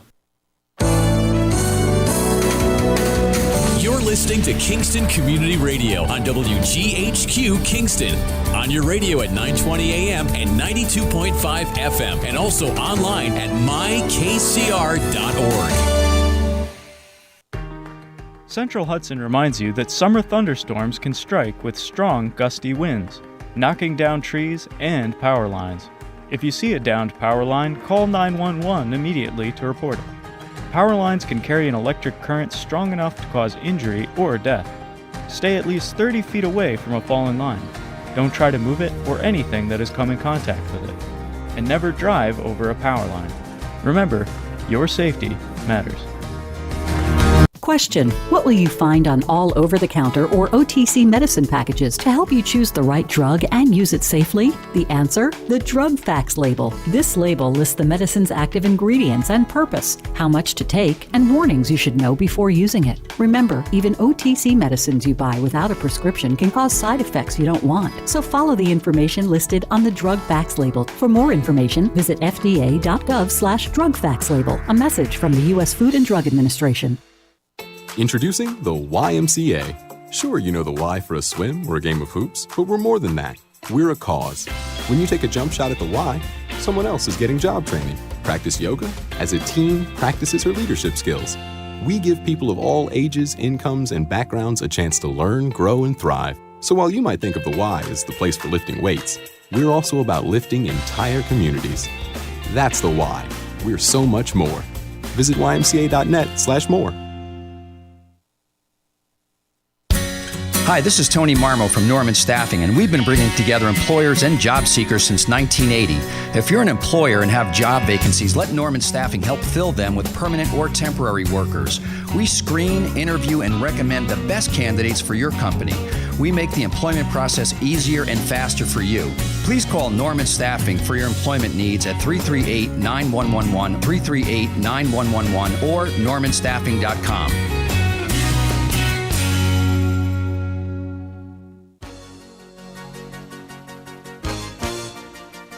Hi, this is Jim Quigley, supervisor of the town of Ulster, and I support Kingston Community Radio, and so should you.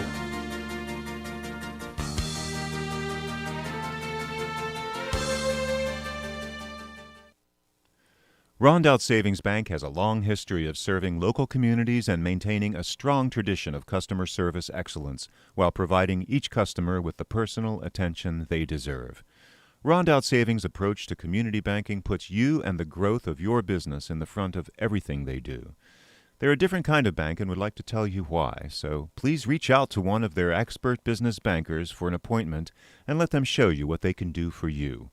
Rondout Savings Bank, always working for you and the community with branches in Kingston, West Hurley, and Hyde Park. Also online at rondoutbank.com. Equal housing lender, member FDIC. I was close the last time. I let one cry. Thank you, Lawrence. We are back, and Bill, watch what you say on air, Bill. I'll behave. 331-9255 is our call-in number. We'd love to hear from you. Those listeners that have been with us, welcome back, and those just joining us, again, 331-9255. And looks like we have some birthdays, or maybe just one birthday? One. Uh-oh. So, happy birthday to Norma Kratt from your friends at the Girls' Night Out Book Club. We've heard from the Girls' Night Out Book Club before, I think. Yes, we have. They don't really read books. I'm guessing not. Well, Norma, happy birthday and congratulations. Yes, because we had nobody else. Norma Kraft, you are today's winner of the famous cow pie. Congratulations. Happy birthday. When you get the opportunity, get down to Boy's Dairy Milk House, 62 O'Neill Street, right here in Kingston, New York, and pick up that famous cow pie, which is courtesy of Boy's Dairy Milk House and Kingston Community Radio.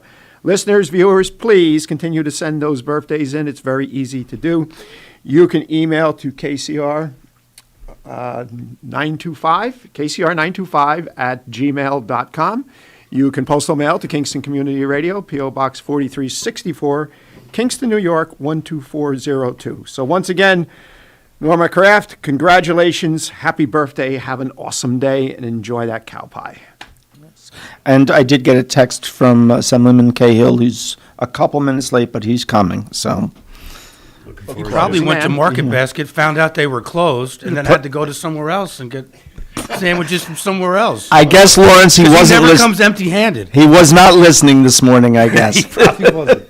He missed your announcement. You got a minute. You want to talk about Volunteer Day? Yeah, that would be great. You know, we had a great day. This is 17th year, 20th year. I lost track now. It's a great Pretty time. good run. Yeah, and hats off to Sam Magarelli, who's the spearhead of that and his committee. I don't know how many folks actually showed up, but I know that they just ran out of food. They just had enough. Perfect. And, you know, thank you to all the businesses that donated food and made it possible. We also, this was really special to me. We do the Alf Evers Award, which goes to a Woodstock volunteer who's done a lifetime of volunteering. And this year's recipient was a woman named Ellen Povell and her deceased partner, Ruth Simpson. And they were involved, like everyone else who's got it before, in hundreds of different things. But one of the main things for Ellen was taking care of our public access and making sure town board meetings got out on the air. And, you know, every time we have a tech problem, we call her up. So on Wednesday before, I called her up and I said, Ellen, my wife is going to get the award for something I made up. And I said, I really could use you to film it. Would you come and film it? And she said, oh, absolutely. I'd love to. You know, so there she is filming her own award ceremony. That's how dedicated she is. And in years past, we've had to kind of tip the people off a little bit to actually get them there. She had no warning. She was just totally blown away by it all, and it meant a lot to me. So it was That's great. That's yeah, a good way to highlight. it was a good feeling. So congratulations, Ellen. I'm sure she's enjoying her award, and of course, legislator Hepner shows up. They always give out a Pride of Ulster County Award as well. So it was a good day. It's a nice event, and I think the volunteers really appreciate it. But back to what we were talking about before, you know, so many of our volunteer board members, our fire department, they're all struggling. Seniors, and you know they're all struggling. I think we had to cancel 1 or 2 ZBA meetings and a planning board meeting in the last month because we couldn't get a quorum. So one of the things that's driving that is because some of those folks are in at-risk age groups. Yeah. I mean, we are technically. Yeah. And yourself. and we're getting close. Yeah. So, well, if you ask my wife about my health practices, I'm at risk of a lot of things. Yeah. So my wife would say the same thing, probably. So we are. We're getting feedback from volunteers that are concerned because now the executive order that allowed for remote meeting is expired. They cannot do that anymore. In order to participate in a meeting, you have to be in the room together. And they think that's our fault. They do blame us. Yeah, and I get that on a regular basis. And that work is significant and very important. You know, planning boards and zoning boards, they function as a quasi form of government. Absolutely. And approvals that they issue and go through the process for become law. And only a judge could change that. Right. And we had 9 items on our last planning board agenda meeting. Busy right now. Yeah. That's amazing though, Bill. It was great. It was, I mean, for a small village, yeah. I mean, some of us back up because of the pandemic, but we had 9 things, and it was like hugely attended by people. And I'm sure your building departments are all to the wall with permits and inspections and whatnot. I know in Woodstock, it's crazy. Yeah, they can barely handle the requests we're getting from real estate transactions to prove that the property doesn't have any outstanding violations. Right. You know, that's a fundamental part to scheduling and closing to make sure that the building is in good standing. And because of the rate of transactions that's occurring, that could be all they do. Right. They have maybe just enough staff to achieve that, but we have near record building activity happening and fire safety inspections that may not have happened because of the pandemic. And just to try to catch up Saugerties is not alone in this. I know you are experiencing I think the every exact same thing. every town in I think we end up getting our fire safety inspections caught up. Yeah, I don't think they're quite caught up yet. We have obviously a much bigger area. We just passed a month ago a moratorium on certain types of development, particularly with the transient motels, hotels, B&Bs, Airbnbs, and also conversion of residential properties to commercial properties. We were losing houses in the middle of town that were serving as, everybody who doesn't want to use the word affordable housing, but I don't know what else you call it, reasonable housing for local people. It's interesting, too, how things have evolved.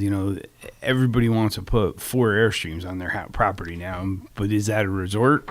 Is that a campground? Yeah. What is it exactly? And it doesn't really fit into a nice round peg. And if you rent out your house once or twice a month for a weekend, no one will even notice. That's, you're making a couple extra bucks. You start doing it on a weekly basis, that's a business. Yep. And it's a business. Most of them are businesses in residential areas. Yeah. And incidentally, that's why Airbnb was so quick to work with us when we proposed regulation, because regulation means you're legal. Mm-hmm. It was gray in Woodstock. It wasn't even gray. If it wasn't permitted, it wasn't allowed. Yep. So yeah, it's but because traditional definitions of land use are being challenged by the new trends, I understand their motivation for wanting to do a moratorium. You have to kind of reset the clock and put new definitions in we understand. The Ryan Foundation. Yep. We can't find what that falls under. Mm-hmm. And of course, there's some people that oppose it for ignorant reasons, in my opinion, and a lot of support for it. And obviously, what Vince and John Mullins and Carol and them are all doing, Carl, it's great.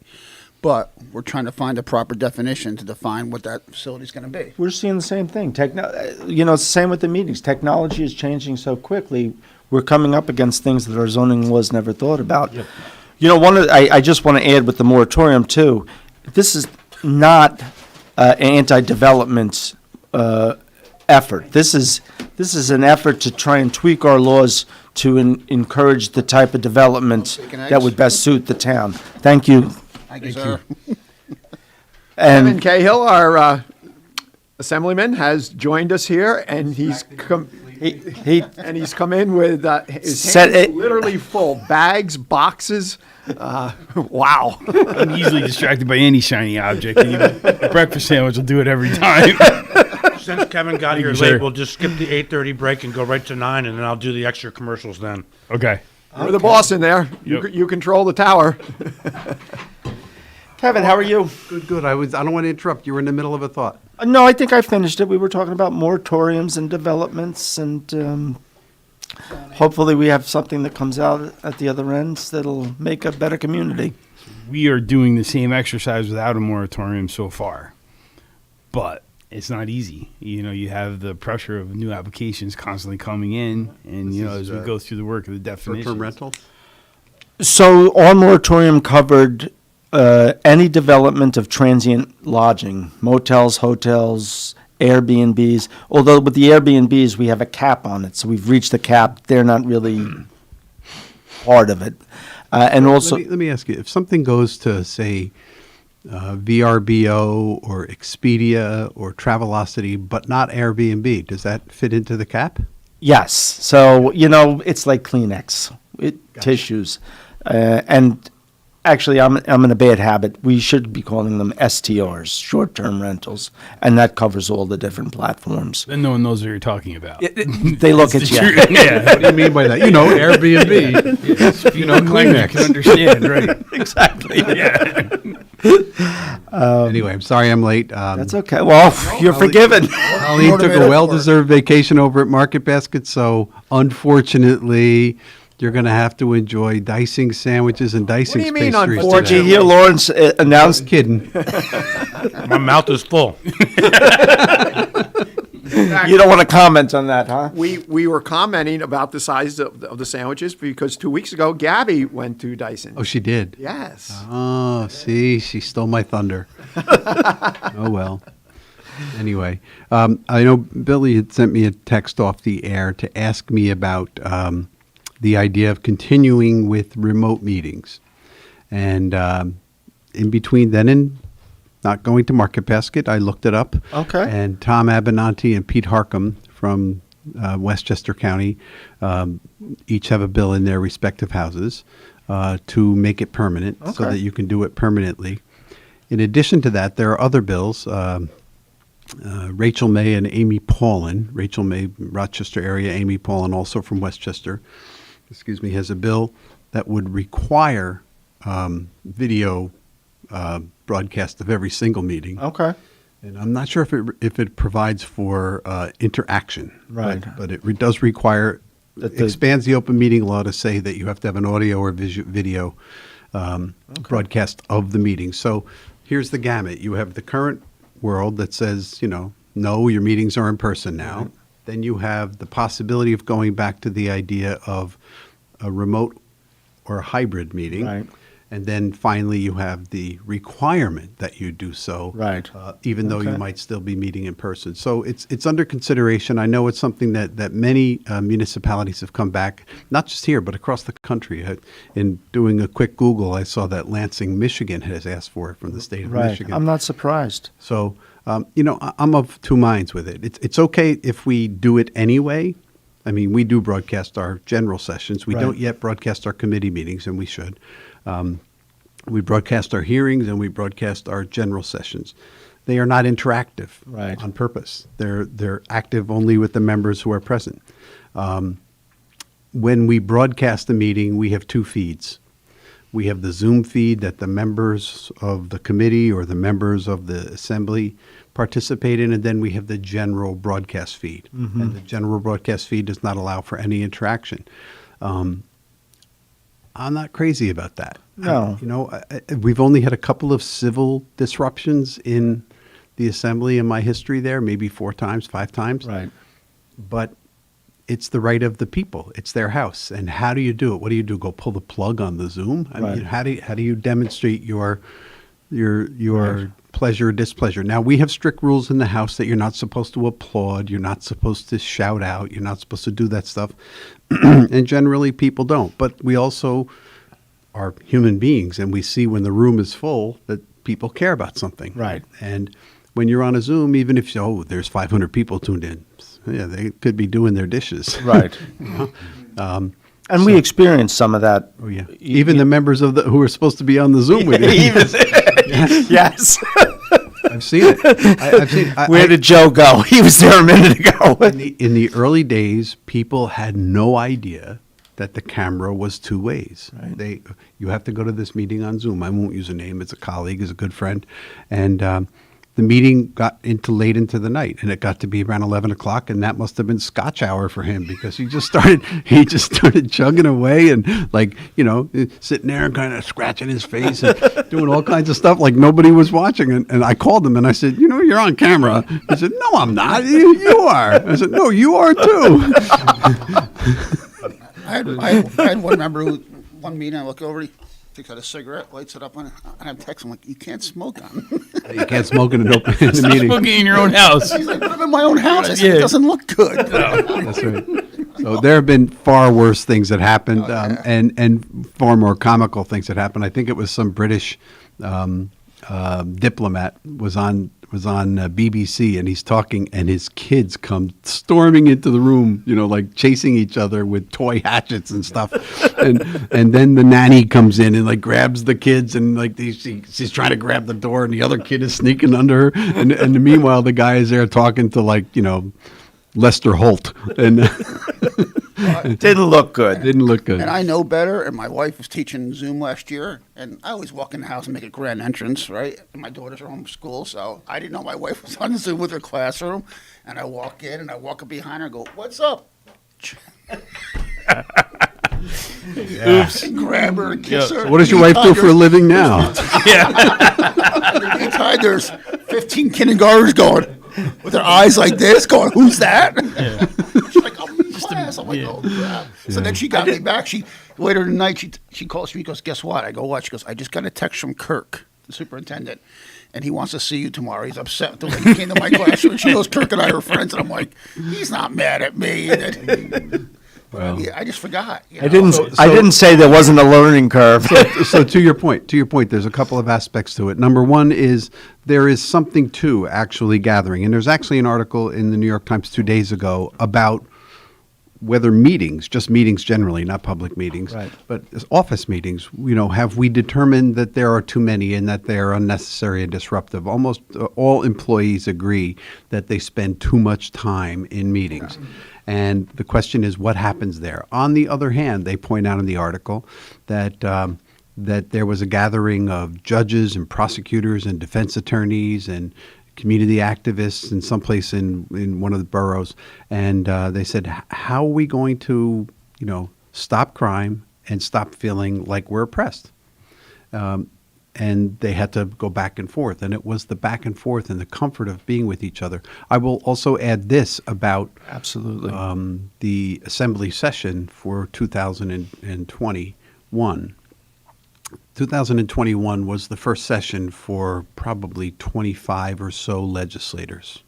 1 out of 6 legislators, give or take, were brand new and have never really experienced a full session. Right. Have never experienced the going to the lounge and saying, "Hi, how you doing?" Doing a face-to-face, sitting in the conference next to someone, being in the same room with somebody who you vehemently disagree with, and having to maintain your composure. If you're sitting at your dining room table, yes, it's your domain. You kind of feel like you can flip somebody the bird, and I'm not making that up. Right. It actually happened last year. Somebody was making a comment. It was actually Tom Abenanti, the guy with the with the remote bill. He was making a comment, and another colleague from New York City did not agree. A freshman, never met him in person, didn't agree with him, and she just flipped him the bird. And it was in an open meeting. It was as if it was on the floor, and unfortunately, she didn't apologize. Right. Now, it happened to me. Right. In a real open meeting, and I was the villain.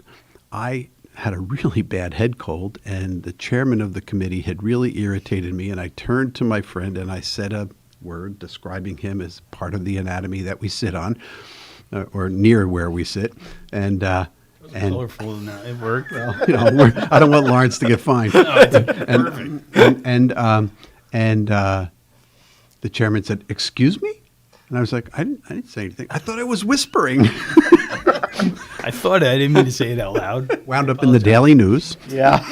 And the next day I just went in and I could not find enough words to apologize. So it happens, but it does. This person chose not to apologize because honestly she felt like she wasn't violating anything since she was in her own home. Right. And so that sense of community is lost in the community gathering. That being said, I have a very strong suspicion that the bill that's being proposed by Harcum and Abenanti will be seriously debated.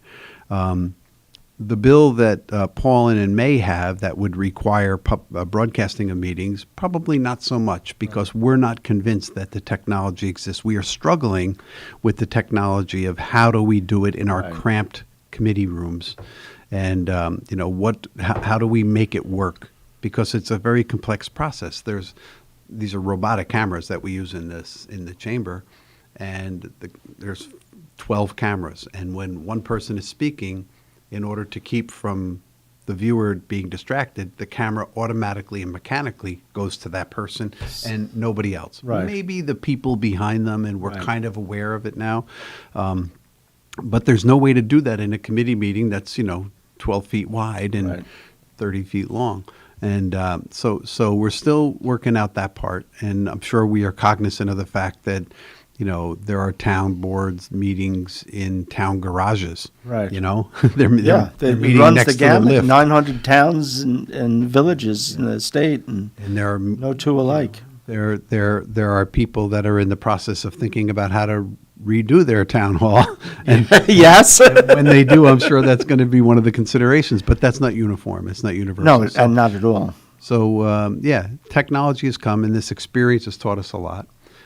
There's other parts of what we did during early COVID that we really want to revisit. The takeout beverage issue. We almost resolved that last year. We didn't because the advocates for the bill insisted that it become permanent, and the opponents of the bill were opposed to permanence. They would have been there would have been an acceptance of a limited So 5 trial years or seat, not even, maybe 3. just 2, just see what happens. But that didn't pass. But I think it's got a second chance to come back.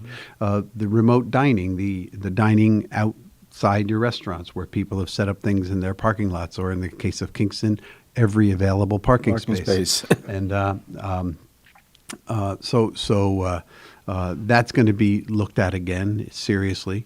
We're very fortunate here in our community that the chairman of the State Liquor Authority is Vincent Bradley, and he's very accessible to all of us, and we talk regularly. And Vincent's position is just give me the rules and I'll enforce them.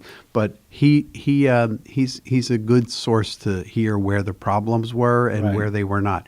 And it's hard to say that one rule should work for everyone. So, for example, takeout beverages became a serious problem in New York City, not because of anything else other than it started to feel like New Orleans, where people were getting their drinks, walking down the street, open it up, and Right. violating the law, but something they would not have been doing if it wasn't for the takeout beverages.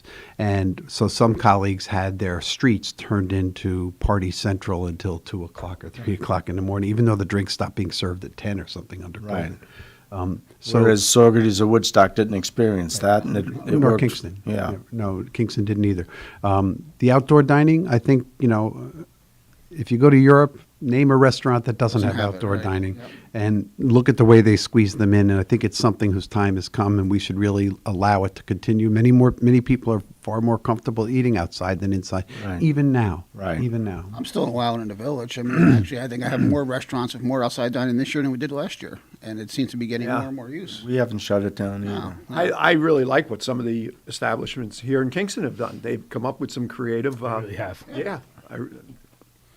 But you're right. I agree. I think there's more outdoor seatings on the sidewalk. Dutch Ale House has 6 tables out now, and they're Did you get any requests to put seating in the parking, any of the parking spots on the streets? I did, and I can't grant that permission. State road. Oh, that's true. That's That true. kind of saved me on that one. So we have the same problem in Woodstock. I say, You don't in Kingston here. Yeah. and I let them use the sidewalk as long as they have to leave a 6-foot path for people to walk through. That's my regulation. We actually put out to a few of the restaurants, and nobody took advantage of this, but there were a couple of town side streets that we said, look, if you want to come up with some plan, let us know. Yeah, that's been considered for the Strand. Instead what Ship to Shore has done and Savona's right on the corner there have done is they've basically just streamed up the street in the parking areas. Right. But it's it's something we should start to consider. Yes, it's an inconvenience with the parking, but guess what? Maybe we don't need our cars as much as we think we do. And maybe people can walk 100 feet or 200 feet. Don't say that, because then you'll be accused of calling people lazy like I was. I said that next thing in the Freeman next day. Mayor's calling people lazy. No, that's not what I said. You look at the way society has become and the obesity problem, especially with younger people. It's just. I always said when I As can't. the unelected man in the room. I don't have to worry about that. I always say. But I mean, I see it all. It has nothing to do with big fat egg sandwiches in Danish, does it? We're going to walk this off in a little while. I see that. I see it all the time, especially the complex. People are coming for recreation. And God forbid if you close down a section like the food truck festival. Okay, we Try to park barricade. inside the barricades. Yeah. How am I supposed to get to the track if I have to walk that far? Yeah. Come on. I go to the track every night to run, and it amazes me how many people. There's a big sign in the high school parking lot: no cars beyond this point. And people take always their a car car. and drive it right down to the entrance of the track. I'm like, can't you What don't read? you get? And you're coming here to run. I know folks who do that, and some of them have physical disabilities, and they need the flat surface. That's the only place where they can actually go. But not everybody. Not everyone. No, these are teenage kids that are doing it. I'm like, wait, you're here to work out. I just saw you run 5 miles. You can't walk to the parking lot. Walk to the parking lot. You know, Then the other 200 thing- feet of cool down. And then is the other probably thing good. that really ticks me off, and I see this all the time with our events. You know, the Garlic Festival is a perfect example. We have that large parking lot. It's strictly handicap, and you see all these people with these handicap permits, younger people, park in the handicap parking, then they get out of their car and they run to the entrance booth. Yeah. We have 2 parking lots up on Rock City Road. One on the right side that's a paid lot. We have an attendant there. It's $10 for the day. Second one that's free up on the left. The entrance is maybe 100 feet further up the road, but the lots go the same You can always length. get a space. You can always get a space. In the free lot. Everybody that we give residents a permit to park free in the paid lot, they all want their free. And I keep saying, look, we'll give you the permit, but keep in mind that's $10 less every time you park there. That's coming from outside the town into the town to help keep the budget down. Give me the free pass. The other parking lot is great too. The one on the other side of Rock City is a terrific lot, and the We- one behind all the stores on Tinker is also a Exactly, great lot. and that's a free lot as well. Right. So There's it's only one paid lot in Woodstock, and it is the place where there's a traffic jam to get in. Absolutely. So, but I love to see that traffic jam. Yeah, it's good You for know, you. Yeah. I got council people that aren't so happy about it, but it's people in the town. When I can't find a parking spot or I'm stuck at the red light for 10 minutes, I'm happy because, I mean, it means there's people in your village. And that's the way it is every Thursday, Friday, and Saturday. It's getting to be even during the week. Oh, yeah, right. And now with this large filming production company in, and I believe Wednesday, Hits starts up again. Wow. Yeah, I saw the tents are back up and all that, so it looked like they're getting ready. I'm very fortunate that I can walk to most of what I need to do. I don't always walk. I'm not walking today, mostly because I had big giant packages to carry. Thank you. And my files for work. But I walk to uptown Kingston and I meet people who drive. And from the time they get to the stockade area to the time their car is parked, I can leave my house and be at the same place. Exactly. I love it. And, it's like, and I understand why the crazy real estate things that happened this year happened in the very neighborhood they happened in this community, because walking is walkable. Yeah.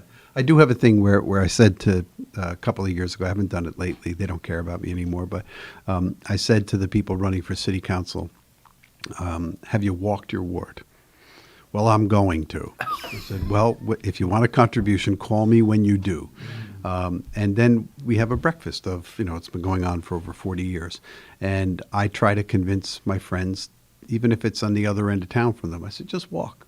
Find out what the sidewalks are like. Take a look at the houses at walking speed as opposed to zipping by in a car. You're going to have a whole different view of the city. Mm-hmm. And there's virtually no reflection on the mayor. I know he's got a plan. There's virtually no street in Kingston that you can actually, maybe Wall Street, and probably not, where you can actually walk down without looking down to make sure you're not going to trip and fall. And yesterday, last night, some neighbors saw me pulling weeds out of my sidewalk at 9 o'clock at night, and they said, after they said, "Are you crazy?" I explained to them that I had been doing yard work and it just caught my eye right before I went in to take a shower, and I said, I'll give it a shot. And I said to them, I do it mostly for the people with baby carriages, because if you're walking, and you hit those big clumps of grass, it stops the wheels. Resistance. And then you go further down my street and you hit a cliff, or you bump into a piece of sidewalk that's been pushed up by a tree, or where they've paved the sidewalk instead of actually laid sidewalk, where it's got a gully is formed. And when I take the bus to the city in the winter, and I take the 6 o'clock bus to get down there in time for a 9 o'clock meeting, I walk on the street. Because if you dare walk on the sidewalk in the dark in the winter, you're taking your life in your hands. Yeah. But sidewalks are amazing, but they're not an easy thing to manage. No, they are the not. The mayor said, Kingston Mayor Steve Noble said to me a couple of years ago that he was going to propose a plan. I haven't heard the proposal yet, formally. That he was going to propose a plan that would put an assessment on everyone's house for the next literally 30 years. And that assessment would pay for the repair of every single sidewalk in Kingston. But it will take 30 years to fix do it. it. It's Wow. actually, we have 240 miles of sidewalk in Kingston. 240 miles. We have 120 miles of street, and yeah, there's a sidewalk on each side. So, Wow. yeah, it might be as little as 220 because some streets don't have sidewalks. but yeah, so You know, it was disruptive, but driving down Broadway now, and you can kind of see what all that work was about. It's really, the streetscape's changing by dramatically. the way, Kingston or Mogadishu, I get the two Kingston, confused. yeah, Yeah. same thing, How but many- it's coming along now. You can sort of see. Do you know how many miles of sidewalk you have in the village? No, I do not. We're slowly working on them, piece by piece. You know, we can fix. You made a lot of any- progress. Anyone that's affected by one of our trees, we fix. And some people are under the impression that the village owns all the sidewalks, which is not the case. That's an issue we have in Woodstock. We don't own. And we have a great partnership with Albert Riazzi, who helps us with the sidewalks and keeps our costs down. I mean, Albert's a great partner, and yeah, it's tough.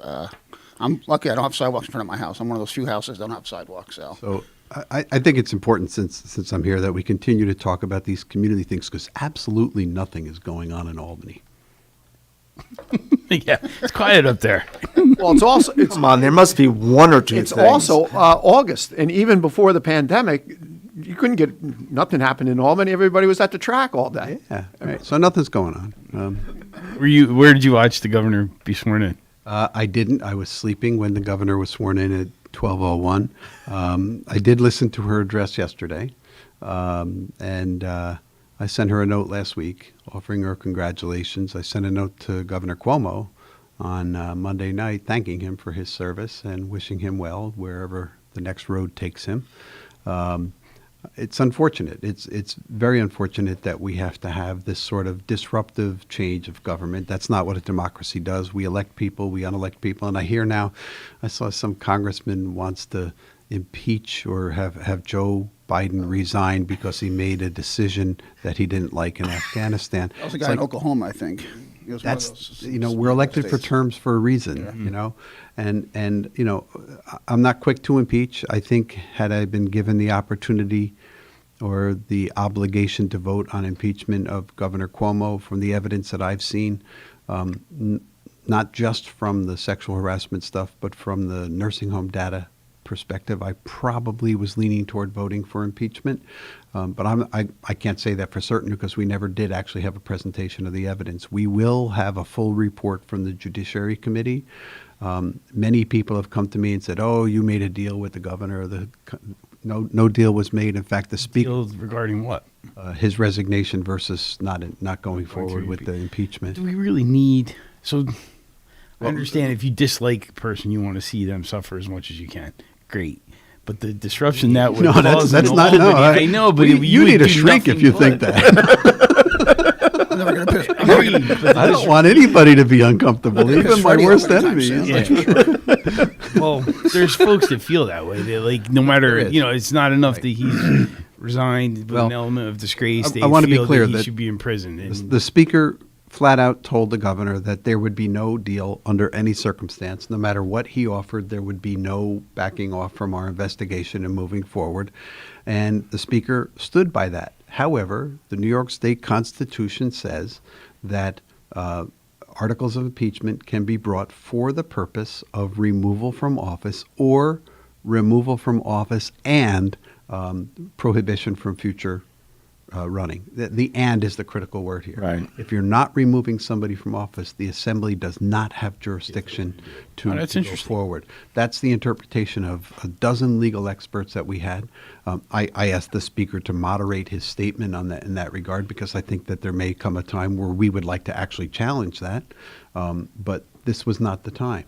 The fact of the matter is that the Constitution prohibits us. We would have been committing what's called an ultra-virus act. We would have been committing an act beyond our authority if we continued with an impeachment after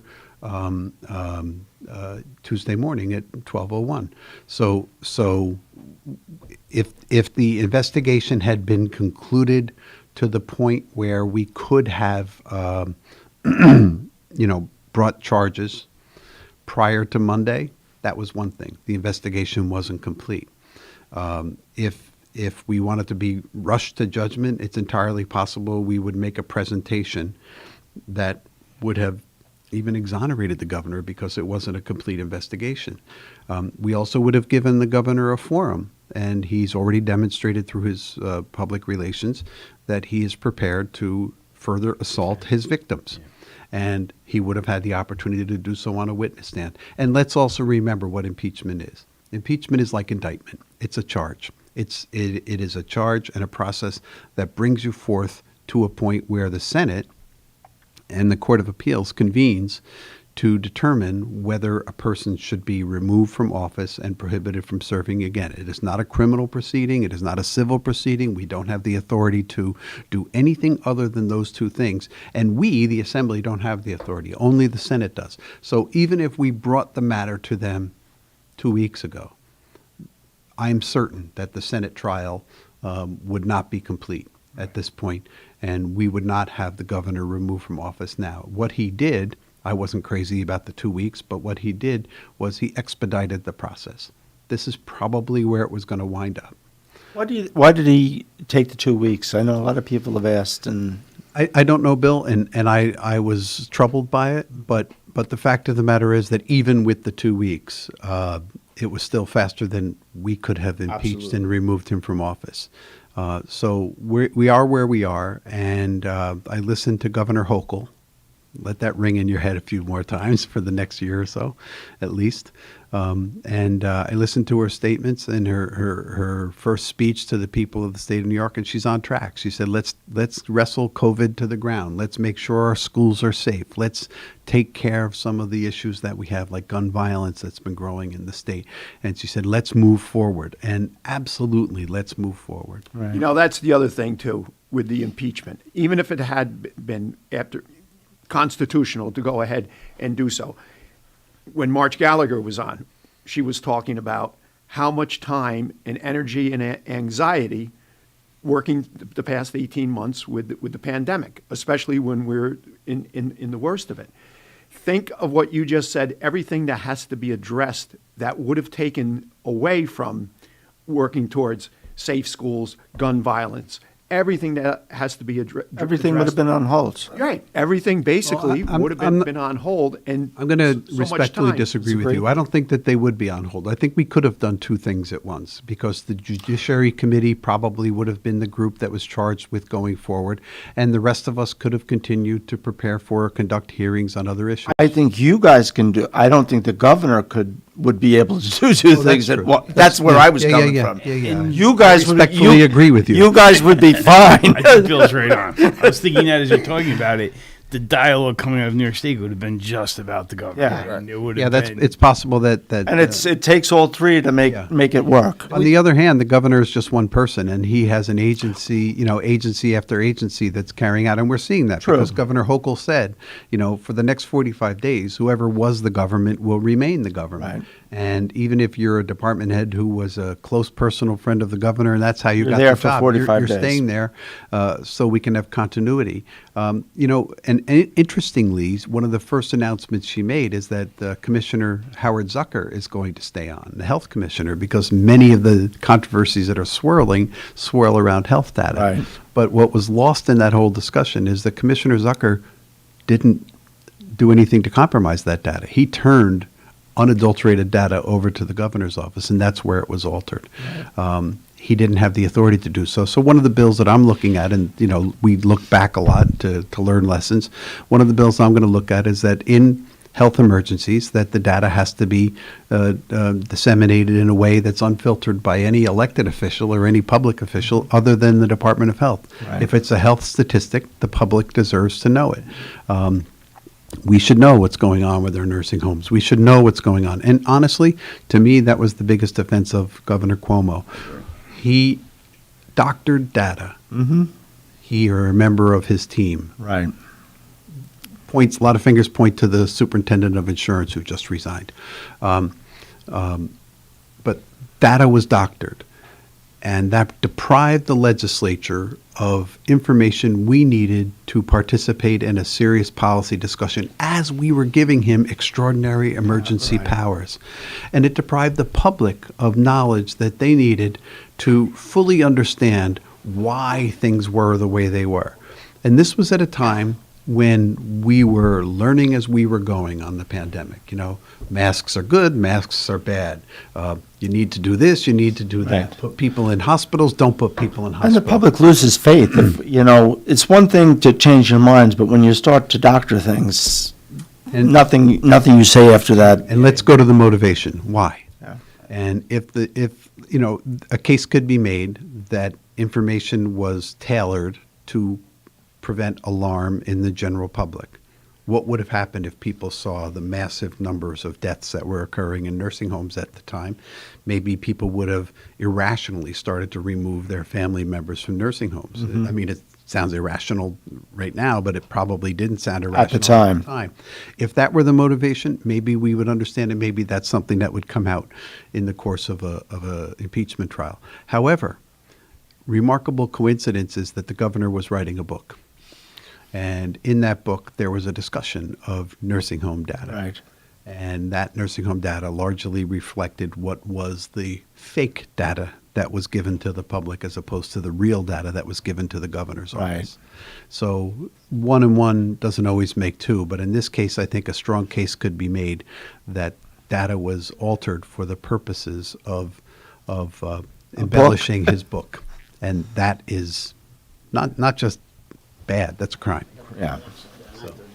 So anyway, all that aside, It's still an extraordinary narrative when you think a year ago where the governor's statue had led him in his leadership during the height of the pandemic and where we are today. It's mind-boggling that could happen in such a short time span. So looking forward in the other direction, Governor Hochul is a person who comes to office with a couple of unique characteristics that nobody has ever had in a long, long time. Her experience in local government, her experience in the federal Congress. She's an attorney. She's worked in offices for legislators, both congressmen, and she worked for Daniel Patrick Moynihan and also John LaFalce. In addition to that, she served on a town board, and you know what that means, right? That means her ears to the rail. What town? Right, Hamburg. Oh, wow. And she served for a long time, like 12 years. And that hope for us, Fred. Hope for us, Bill, yeah. So she brings to the governor's office, really for the first time, somebody with vast experience in every level of government. And the second thing that she brings to the office is, of course, that she's the first woman to ever serve in that position. That's also important. But there's so much more that the characteristics. One thing that many of us have been looking at is the last time there was a governor of the state of New York who came from above Westchester County was Franklin Delano Roosevelt. Wow. So she's the first upstate governor in many, many years. And that includes Malcolm Wilson, who came from Westchester County. Right. And he was a governor under circumstances where he became a governor for a very short period of time, unelected, when Governor Rockefeller ascended to the vice presidency. So an upstate governor with local government experience in the legislative branch of government, a different personality than the governor. You know, Governor Cuomo was a bulldozer. Everything we've seen from Governor Hochul is that she wants to be conciliatory and inclusive and wants to hear and move forward. So I'm optimistic. I think good things can be done. I agree with you. I have had opportunity, I think 2 or 3 times she's been down to Kingston, and you know, it's a 2 or 3 minute conversation. She was actually in Kingston the day that the Attorney General's report was released. Came out, yes. I wasn't. I was actually on my way to the airport, which is why Gabby was here 2 weeks ago. Okay. I was on my way to the airport, and I couldn't make it. I really wanted to, and I sent my regrets. Interestingly, the invitation to meet with Lieutenant Governor Hochul came from the governor's office at the time. So It's a little bit of irony. I suspect the day after that, they were no longer making appointments for Lieutenant Governor Hochul. But it's, the right outcome has occurred, not necessarily in the cleanest and neatest of ways. We have a new governor.